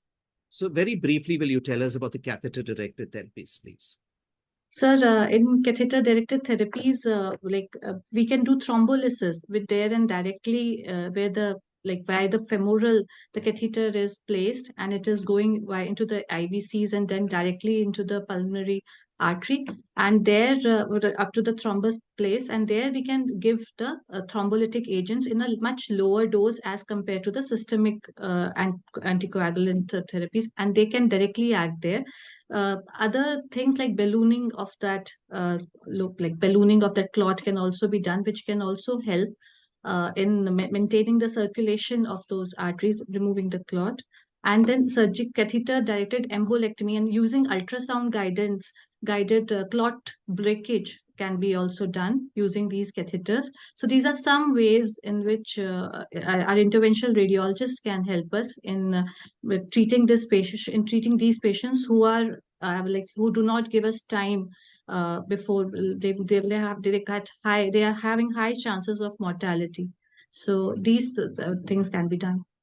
Absolutely. So we do use catheter-directed treatments, and very often our vascular surgeons also, apart from our interventional radiologists, are able to do these catheter-directed suction of the clot, and that has a dramatic effect. But you've got to be careful. You've got to, choose the right person, and you've got to have your right technique of doing it. So it needs experience. Not everybody can do it. We fortunately have a very good cardiothoracic surgery team, and they are able to take the patient up immediately for a surgical thrombectomy. And so you have to explore all these. As Dr. Harjeet said, this is a multidisciplinary approach, and your PERT team can help you look after these patients much better and give you much better outcomes. My next question is going to Dr. Swapnil. You've decided on thrombolysis. How do you thrombolyze a patient? What agents do you use? For thrombolysis, as in very high risk patient with cardiovascular instability, in our center, we commonly use recombinant tissue plasminogen activator. It has shown superior results as compared to heparin infusions, continuous heparin infusions, like with the MAPIT-3 trial. Other agents such as urokinase, streptokinase, we are not been using very commonly unless there are cost issues. But various trials, like one is Gusto's trial, where it has shown superior to urokinase, streptokinase also by 14. It is shown to reduce mortality by 14%, but at the expense of bleeding complications. So you need to choose a proper patients, and agents can be used as per the availability, cost, patient factors, etc. And your familiarity with it. That's also so important. You need to be familiar with the drugs that you're using. Going back to, Dr. Preeti about this, how often do you use catheter-directed thrombolysis or thrombectomies? So mechanical thrombectomy or the percutaneous catheter-directed thrombolysis, it is basically a newest modality depending upon the expertise at the center and the resources available, especially in the intermediate high risk as well as the high risk PEs. So here in the patients where the systemic thrombolytic therapy is contraindicated, or the systemic thrombolytic therapy has failed, or the shock is to such an extent, as Dr. Aki already told, that we don't have that time that systemic thrombolytic therapy will act. In these kind of patients, we do these type of therapies where we can do, as Dr. Tumra rightly explained, everything. We can have a thrombus aspiration, we can fragment the clots at the site, or we can distill the infusion of the thrombolytic agent, which would be of a lower dose as compared to the high dose which is being used in systemic thrombolytic use. So the chances of the bleeding, intracranial bleeding, is very low as compared to the high dose which is being used in systemic thrombolytic therapy. So these therapies are helping us as a bridge gap between the patients who are in a high risk PE, and will certainly be of help whenever and however it is available. Thanks, Dr. Preeti. When you have these patients on thrombolysis, your job doesn't end there. You've got to decide on anticoagulation. So, Dr. Bala, when do you start anticoagulation after you do a thrombolysis? Yeah, just as Dr. Harjeet told, you generally try to stop anticoagulation immediately before and after the thrombolysis, because the effects will last for some time. You can repeat the APTT after 6 hours, and then if it is more than 2 times the upper limit of normal, you can delay restarting the anticoagulation. And then when it comes below 2 times the upper limit of normal, you can restart anticoagulation. The safest one to restart at this point of time is heparin, unfractionated heparin infusion. You need not give the loading dose. You can start the maintenance infusion of 18 international units per kg per hour. And once the patient is hemodynamically stable and he is out of shock, in 24 to 48 hours, you can start the Dovac or warfarin as the case may be, and the patient can be continued on them.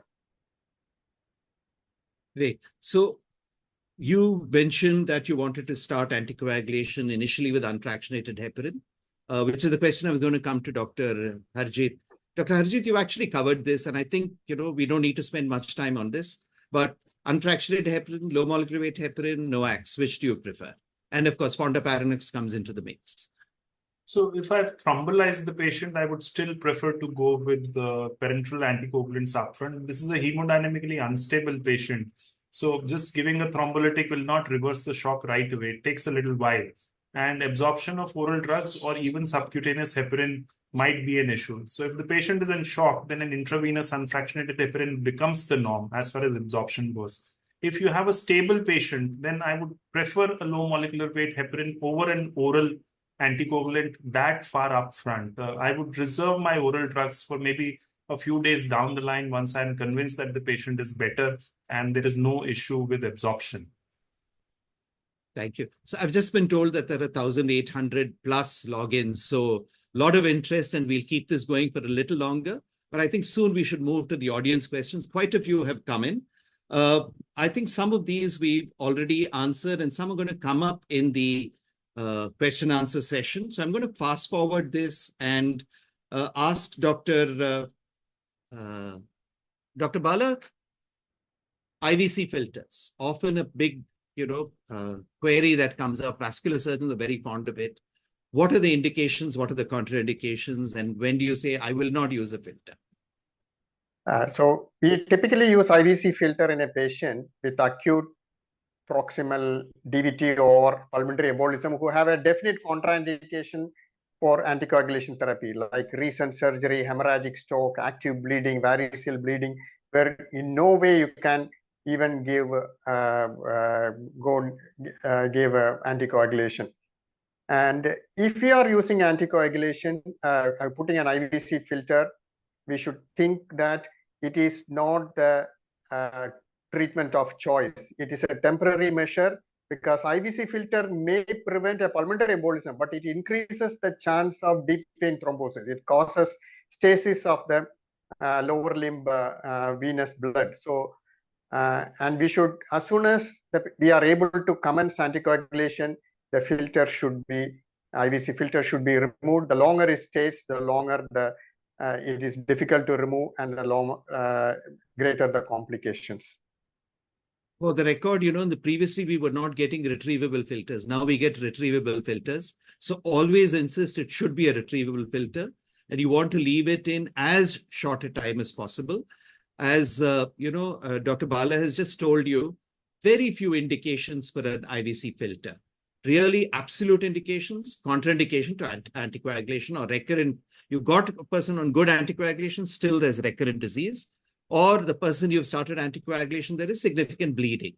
The others are all relative or extended indications. We won't go into that, but I would say try to avoid filters unless absolutely necessary.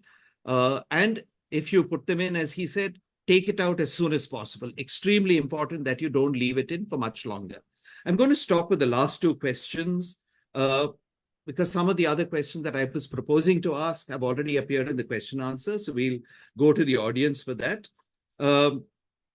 If a person, and this is a very important thing, Dr. Raki, if a person has hemoptysis, now we know hemoptysis can be a complication of, the pulmonary infarct itself. Do you anticoagulate? Do you not anticoagulate? So this is a very difficult scenario. Like a patient we want to give them like anticoagulation, but if the patient is actively bleeding, that means that anticoagulation is not indicated at that time. So at that time, we need to stop our anticoagulation. First, we have to manage hemoptysis. If possible, if there's a bronchial arteries are tortuous and then we can find a bronchial arteries are bleeding, so we can go for a bronchial artery embolization in such patients. we can find out the cause. First we need to find out the cause of hemoptysis, and then we need to deal with that first. And once, like if the patient is having any history of recurrent pulmonary embolism, or there are like the Doppler suggestive of some like thrombus in the presence of DVT, then we can put IVC filters in such patients so that further pulmonary embolism does not occur till we are managing our hemoptysis. And then once the hemoptysis gets settled down, then IVC filters should be removed, and then we can start with our anticoagulation. So this is how I've probably given you the most difficult question, because honestly, when you're actually dealing with the patient, it is so difficult to decide. But as you said, the most important thing is try to identify the source of the bleed. And that's, I think, the beginning of all your things. And of course, before that, stabilize the patient before you do anything else. So good answer for a very tough question. And I think that is really one of the unanswered questions, even in the guidelines. Last two questions. Dr. Preeti, you have a patient who's got a cancer, and I think this is very typical of what Dr. Harjeet was telling us. These are patients with a high risk. So what anticoagulant do you use? As per the guidelines, as of now, low molecular weight heparins are the recommended choice of treatment in cancer patients, effectively for the first few months and minimum period of 6 months. But there are problems with the duration. The patients cannot have subcutaneous injections at home. So now even the direct oral anticoagulants have been coming up, like edoxaban and rivaroxaban, which have been recommended also in the treatment of these patients. But initially we prefer that for the first time being, we give low molecular weight heparins, and then we can shift on the patients to these direct oral anticoagulants. And barring that, they should not have a genitourinary or a GI cancers where there is a risk of bleeding with these agents, and creatinine clearance to be kept in mind, which Dr. Ghee has stressed in many points, that creatinine clearance has to be taken into account while we are using direct oral anticoagulants. So mainly for the treatment, we are preferring low molecular weight heparins still over direct oral anticoagulants, although they are coming up now and may be used as per the clinical judgment. And then we have to look at the bleeding scores and everything while we are have a discussion with the patient also, what would he prefer while we are treating those patients in a long-term basis, because the treatment can be extended as far as till the cancer is active. We have to extend the treatment. It could be more than 6 months or so. Then the patients who are on chemotherapy have thrombocytopenia or other side effects. There also we have to be taken care of, that we don't use these direct oral anticoagulants in those patients. So depending upon that, we make a choice in these kind of patients. Again, a difficult choice very often, but we have to make it. And I think if we can train our patients to take subcutaneous injections, after all, they do it with insulin, it should be possible to keep them on low molecular weight heparins. And I usually prefer that, as long as the patient is willing to put up with it. And honestly, that's the least of their problems when they have cancers. So, they're going through so much more. I'm going to stop at this point. I think I was hoping to, take up some more questions, but on these questions, I'm going to invite any one of you to come in as soon as you have an answer. For example, the first question, I have no ability to treat children. And unfortunately, that's the first question that came up from the audience. Dr. Devkumar Jha asks, how can I suspect pulmonary embolism in a child presenting with respiratory distress with no pre-existing illness? So anybody here who has a lot of pediatric pulmonology experience? Any volunteers? I think all of us are adult pulmonologists. Harjeet, do you want to take that? Because this is punishment for wanting to run away soon.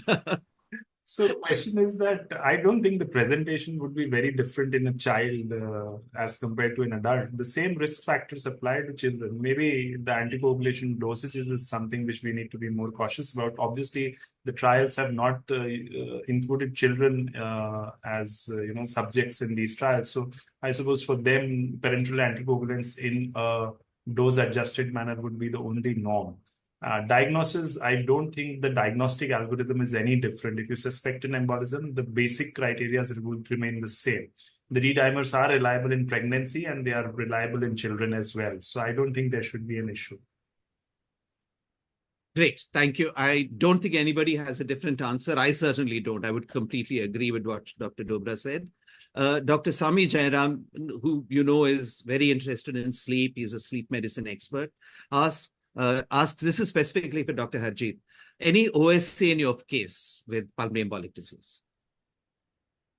I wouldn't put that as a major risk factor, but OSA is never in isolation. 70% of your OSA patients are obese. Obesity itself is an intermediate risk for recurrent venous thromboembolism. And obviously the comorbidities with obesity are also risk factors. So yes, in any group of patients, there would be obese patients who would end up getting embolisms. But I wouldn't pinpoint OSA as directly connected to a hypercoagulable state unless and until it is an obese OSA. That is the only link. So, but me in particular, I have not been able to find that particular link between OSA and embolism, but obesity and embolism, yes, very much so. I think there are some isolated reports, nothing very strong, no very strong evidence. One of my residents is doing an additional paper, not her thesis, on looking at OSA in all our patients with pulmonary embolic disease and trying to find out how it is. So that we may have to wait a little while for that answer. I think Dr. Raki was nodding. So do you want to add anything to that, Dr. Raki? You're muted. Can you unmute, please? So I was thinking that it was such a nice, like if the results comes out, I might have a nice correlation. If like that is why I was not. Yeah. So I think we will come up with that. Hopefully, we get enough evidence to publish a positive or a negative test. So Dr. Amina Islam asks, what is the diagnostic modality in pregnancy? Dr. Bala, you want to take that? In pregnancy, or Dr. Swapnil? Yeah, so in pregnancy, the clinical suspicion and the risk stratification still holds true. D-dimer can be elevated in advanced pregnancy. So D-dimer per se alone cannot be relied on for ruling out pulmonary embolism. The two things which we can do in each and every patient with suspected pulmonary embolism is a Doppler scan of lower limbs and echocardiography with no risk of radiation. So you can subject them to an DVT screen as well as to see any evidence of pulmonary embolism, massive pulmonary embolism on echocardiogram. If it is there, then you need not do CTPA or VQ scan to prove pulmonary embolism in appropriate clinical scenario. In the absence of this, then it becomes tricky. We have two modalities, VQ scan and CT pulmonary angio, and both have differential radiation exposure to the fetus as well as to the mother's breast. CTPA is very good, but it has high radiation exposure to the mother's breast. The VQ scan does not have as much exposure to the breast, but it has exposure to the fetus. So overall, earlier people used to say that VQ scan is safer considering the mother's future cancer risk, CA breast risk in consideration. But we need to remember that if patient has a cardiopulmonary disease, then VQ scan is not the modality to do. You have to go for CT pulmonary angiogram. You cannot do a VQ scan if the patient has underlying past history of pulmonary disease or heart disease. You cannot rely on that. And we have to remember that a healthy mother is most important in this scenario. We have to confirm the diagnosis and treat it. It has an implication in it. So when the patient's life is at risk, you go ahead and treat. And then when facilities are available, whatever modality comes, you use them to bring out the best outcome for the mother, followed by the child. So excellent. There is not much to differentiate in that critical situation. But be very careful, because breast cancer risk is there for any CT procedure involving the chest. But especially in pregnancy, the risk rises. So that's something to keep in mind always. But the immediate welfare of the patient cannot be sacrificed for some future theoretical risk. So I think that was excellently put by Dr. Bala. Dr. Ramya asks, is there any treatment protocol like heparin 6th hourly rather than heparin infusion? Dr. Swapnil, you want to take that? Heparin 6th hourly versus heparin infusion, which would you prefer? There are only, as far as I remember, there are very few trials which mentions difference in infusion, either prolonged infusion or bolus infusions. And most of the is prefer giving it as a continuous infusion. I feel. Correct me if I'm wrong, sir. I would agree. Anybody has any other opinions? I think the important thing is make sure you're getting to the target APTT. That is really the critical thing. So in our ICU, certainly we always prefer to start with the heparin infusion because you can be much more flexible with your adjustment of it. Right. Dr. Mohit Kaushal asks, what cutoff of D-dimer would you describe? I think Dr. Harjit has covered that pretty well. There was a recent paper which suggested that a D-dimer of 1,000, it virtually always will tell you that there is, in the absence of any of the confounding factors, tells you that there's a very high chance you're dealing with pulmonary embolism in the appropriate pre-test scenario. But 500 is the usual cutoff that we use. But again, you've got to adjust it according to age. That's very, very important. Dr. Tridib asks, do you use BNP to decide on thrombolysis versus low molecular weight heparin as a treatment in moderate PE? I think that we've answered, isn't it? We've said high risk versus intermediate high versus intermediate low. And one of the factors that we use is the BNP or the NT-proBNP, along with troponin I, something to tell you that the myocardium is getting strained or damaged. So if you have one of these biomarkers with echo evidence in the background of a PESI score, then it becomes high risk, intermediate high risk. If the BNP is normal or one of these biomarkers is normal and only one of these three is positive, then it becomes an intermediate lower risk. Again, Dr. Tridib asks, urokinase versus alteplase as treatment for financial reasons as thrombolysis. I'm going to go back to Dr. Swapnil on that. As we discussed, whichever you are comfortable, and considering patient's factors, cost factors, we need to go ahead with the thrombolytic agent, the choice of the thrombolysis agent. So if cost is an issue, definitely, then there is no other option. You have to go ahead with urokinase. Absolutely. So I think the important thing is to get a thrombolytic agent in. And cost, of course, is going to play an issue. Keep that in mind. We can't put the patient through, something very expensive because the treatment. Addition to that answer. So if I may. So yeah, the please. Cost issue can be dealt with the newer agents like retiplase and tenecteplase. Tenecteplase has some data and approvals as well. Retiplase has not got that approval, but these are cheaper thrombolytic agents where we don't have comparative data against urokinase and streptokinase. But considering that we have data that alteplase and tenecteplase has similar efficacy, you can extrapolate that tenecteplase and retiplase would be cheaper but equally efficacious as an RTPA. And RTPA is superior to urokinase and streptokinase when you look at the risk-benefit profile. It's always bleeding risk versus efficacy. And the reason we choose TPA is because the risk-benefit ratio is the best. In fact, tenecteplase has better efficacy than alteplase in some studies. But the bleeding risk of tenecteplase is higher than alteplase. And that's why when you combine the risk-benefit, TPA scores over tenecteplase. So tenecteplase and retiplase can be cheaper options. So we usually use tenecteplase actually, except when the bleeding risk is high. When your assessment is high of a bleeding risk, then we go to RTPA. And then very often you use the half dose with as shown by the MOPET. Dr. Tridib again asks the duration of NOACs in patients with pulmonary embolic disease. Anybody wants to take that? I think Harjit has already answered it to some extent. Yeah, Dr. Preeti, go ahead, please. Yeah, duration will depend upon the provoked or unprovoked PE basically, and depending upon the risk factors, whether they were transient or still existing. So depending upon that duration would be like initially for unprovoked, we have to give it an indefinite treatment that is lifelong most likely.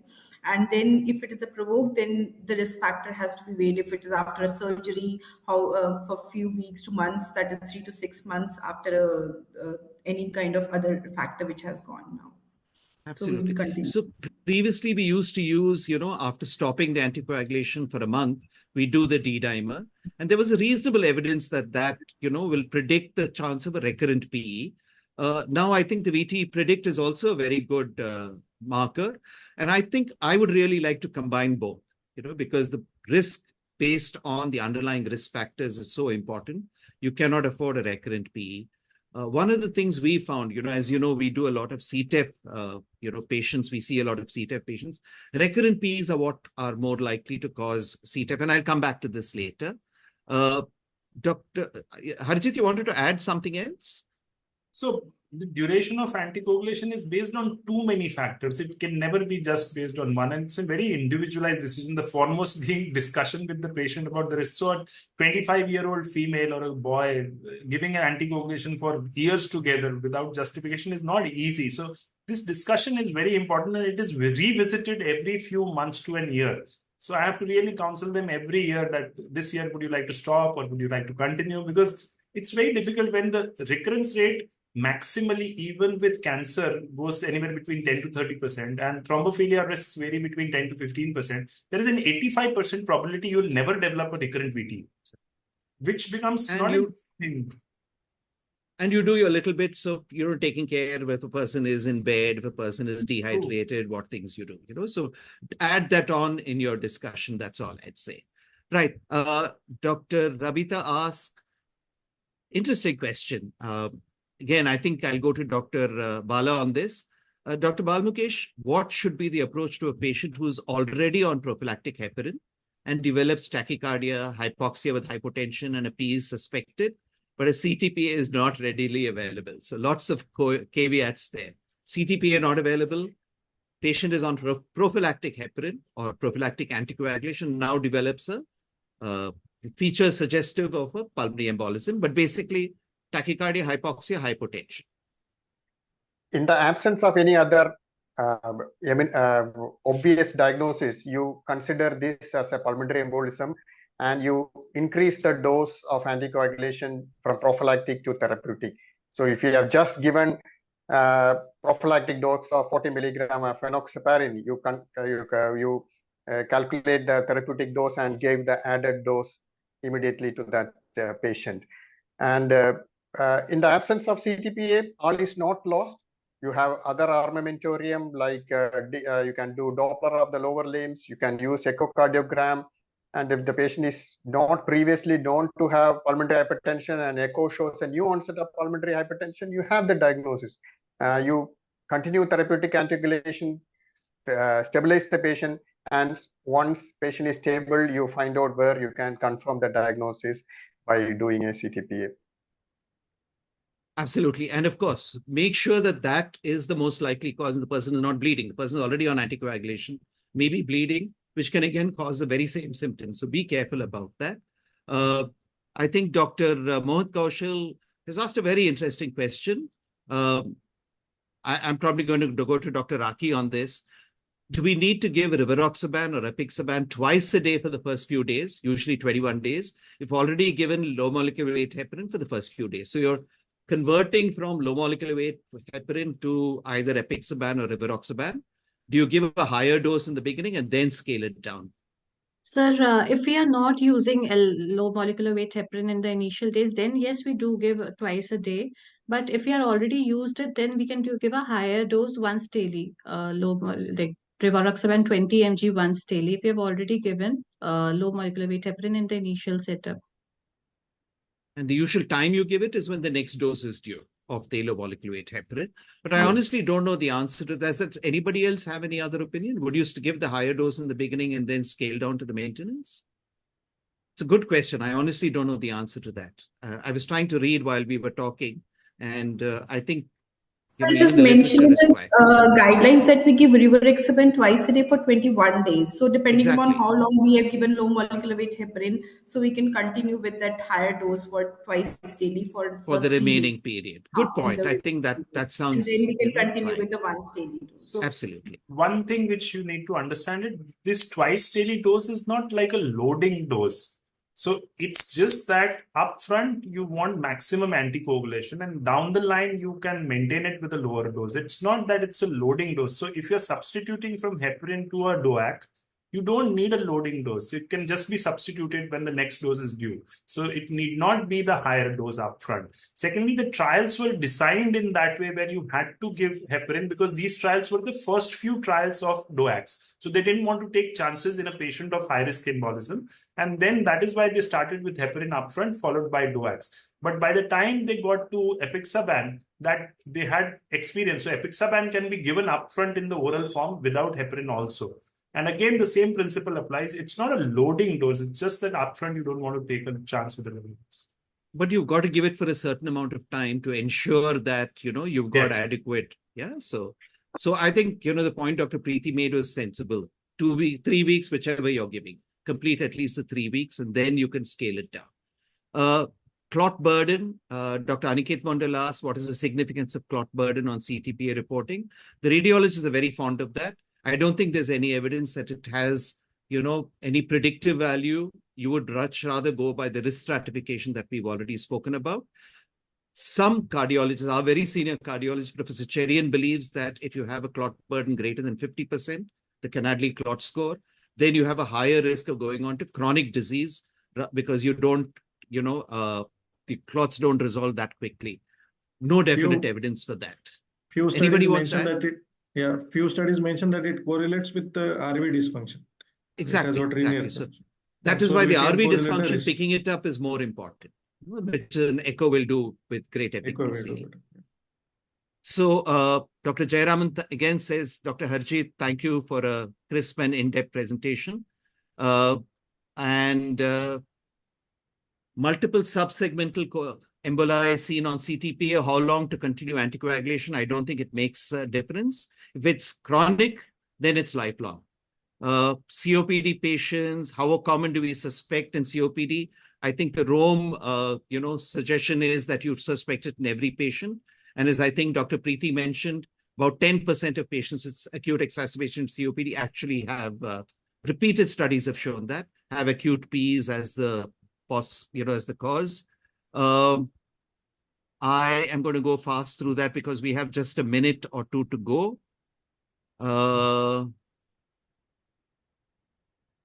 Surgical, we are not going to go into CTEF. 2 people have asked about riociguat and surgical treatment. We are not considering that at all.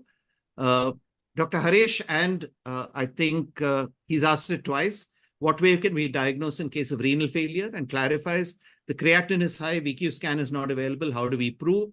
I think we've just discussed it. There are various surrogates that we can use. Go by your clinical suspicion and make a diagnosis. I'm going to stop at this point. Thank you. We've had a brilliant discussion. Initial great talk by Dr. Harjeet Dumra and all panelists contributing brilliantly. I've been so impressed with the quality of the answers that we've had. I'm going to go to each of our panelists with one line statement before we close, starting with Dr. Swapnil. One line, acute pulmonary embolism, take home message from you. So get your clinical suspicion, get your clinical examination and history properly, and stratify the risk, and then go ahead with the investigations. Great. Dr. Bala? Think about pulmonary embolism as a differential diagnosis of any undiagnosed pulmonary condition, because you might be surprised that it is actually pulmonary embolism which was missed. Absolutely. Very high suspicion, very important, especially based on persons with risk factors. Excellent point. Dr. Preeti. Yeah, just go through the basic guidelines and do not jump to the fancy tests, and just be with the first risk training and then go ahead with the diagnosis and the basic treatment as per the guidelines.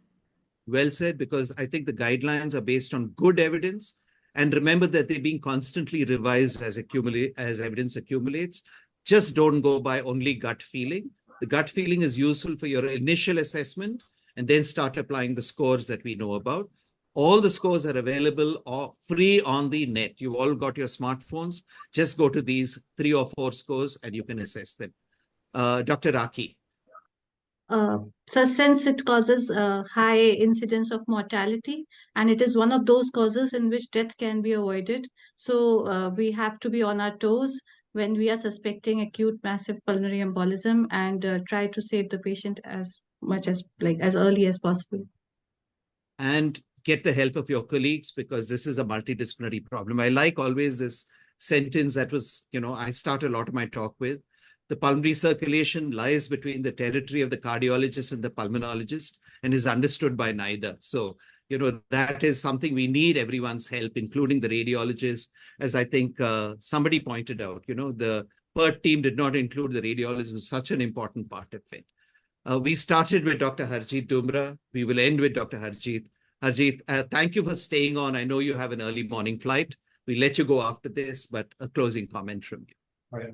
So from me, it is always prevention. It is the single most important preventable cause of mortality in hospitalized patients. So you need not deal with all these complications if you prevent it well. So always, always, always use DVT prophylaxis. Like I ended my talk, it's always the most emphatic thing which I would like to put across. Absolutely. I think that's a brilliant way to end. Prevent a PE before it occurs. So important. I'm going to stop. Thank every one of our panelists for this absolutely excellent discussion. Thank audience for being so enthusiastic. 1,800 plus logins. Most of you stayed till well after 10. Most grateful to you. Thank you to the ICS, Dr. Abita Nene, especially for bringing us all together. Dr. Raja Dar and Dr. Sandeep Salvi. Thank you for inviting us, and we're always there to support you in any of your academic discussions. And when we talk about support, we cannot forget excellent tech support. So thank you, the tech team, Aditya, Rohan, and others for taking us through this. Stop at this point, and good night, everyone. Good night. Thank you, ICS, and thank you, sir, for such a beautiful moderation. That was really brilliant. Rohan, you can stop.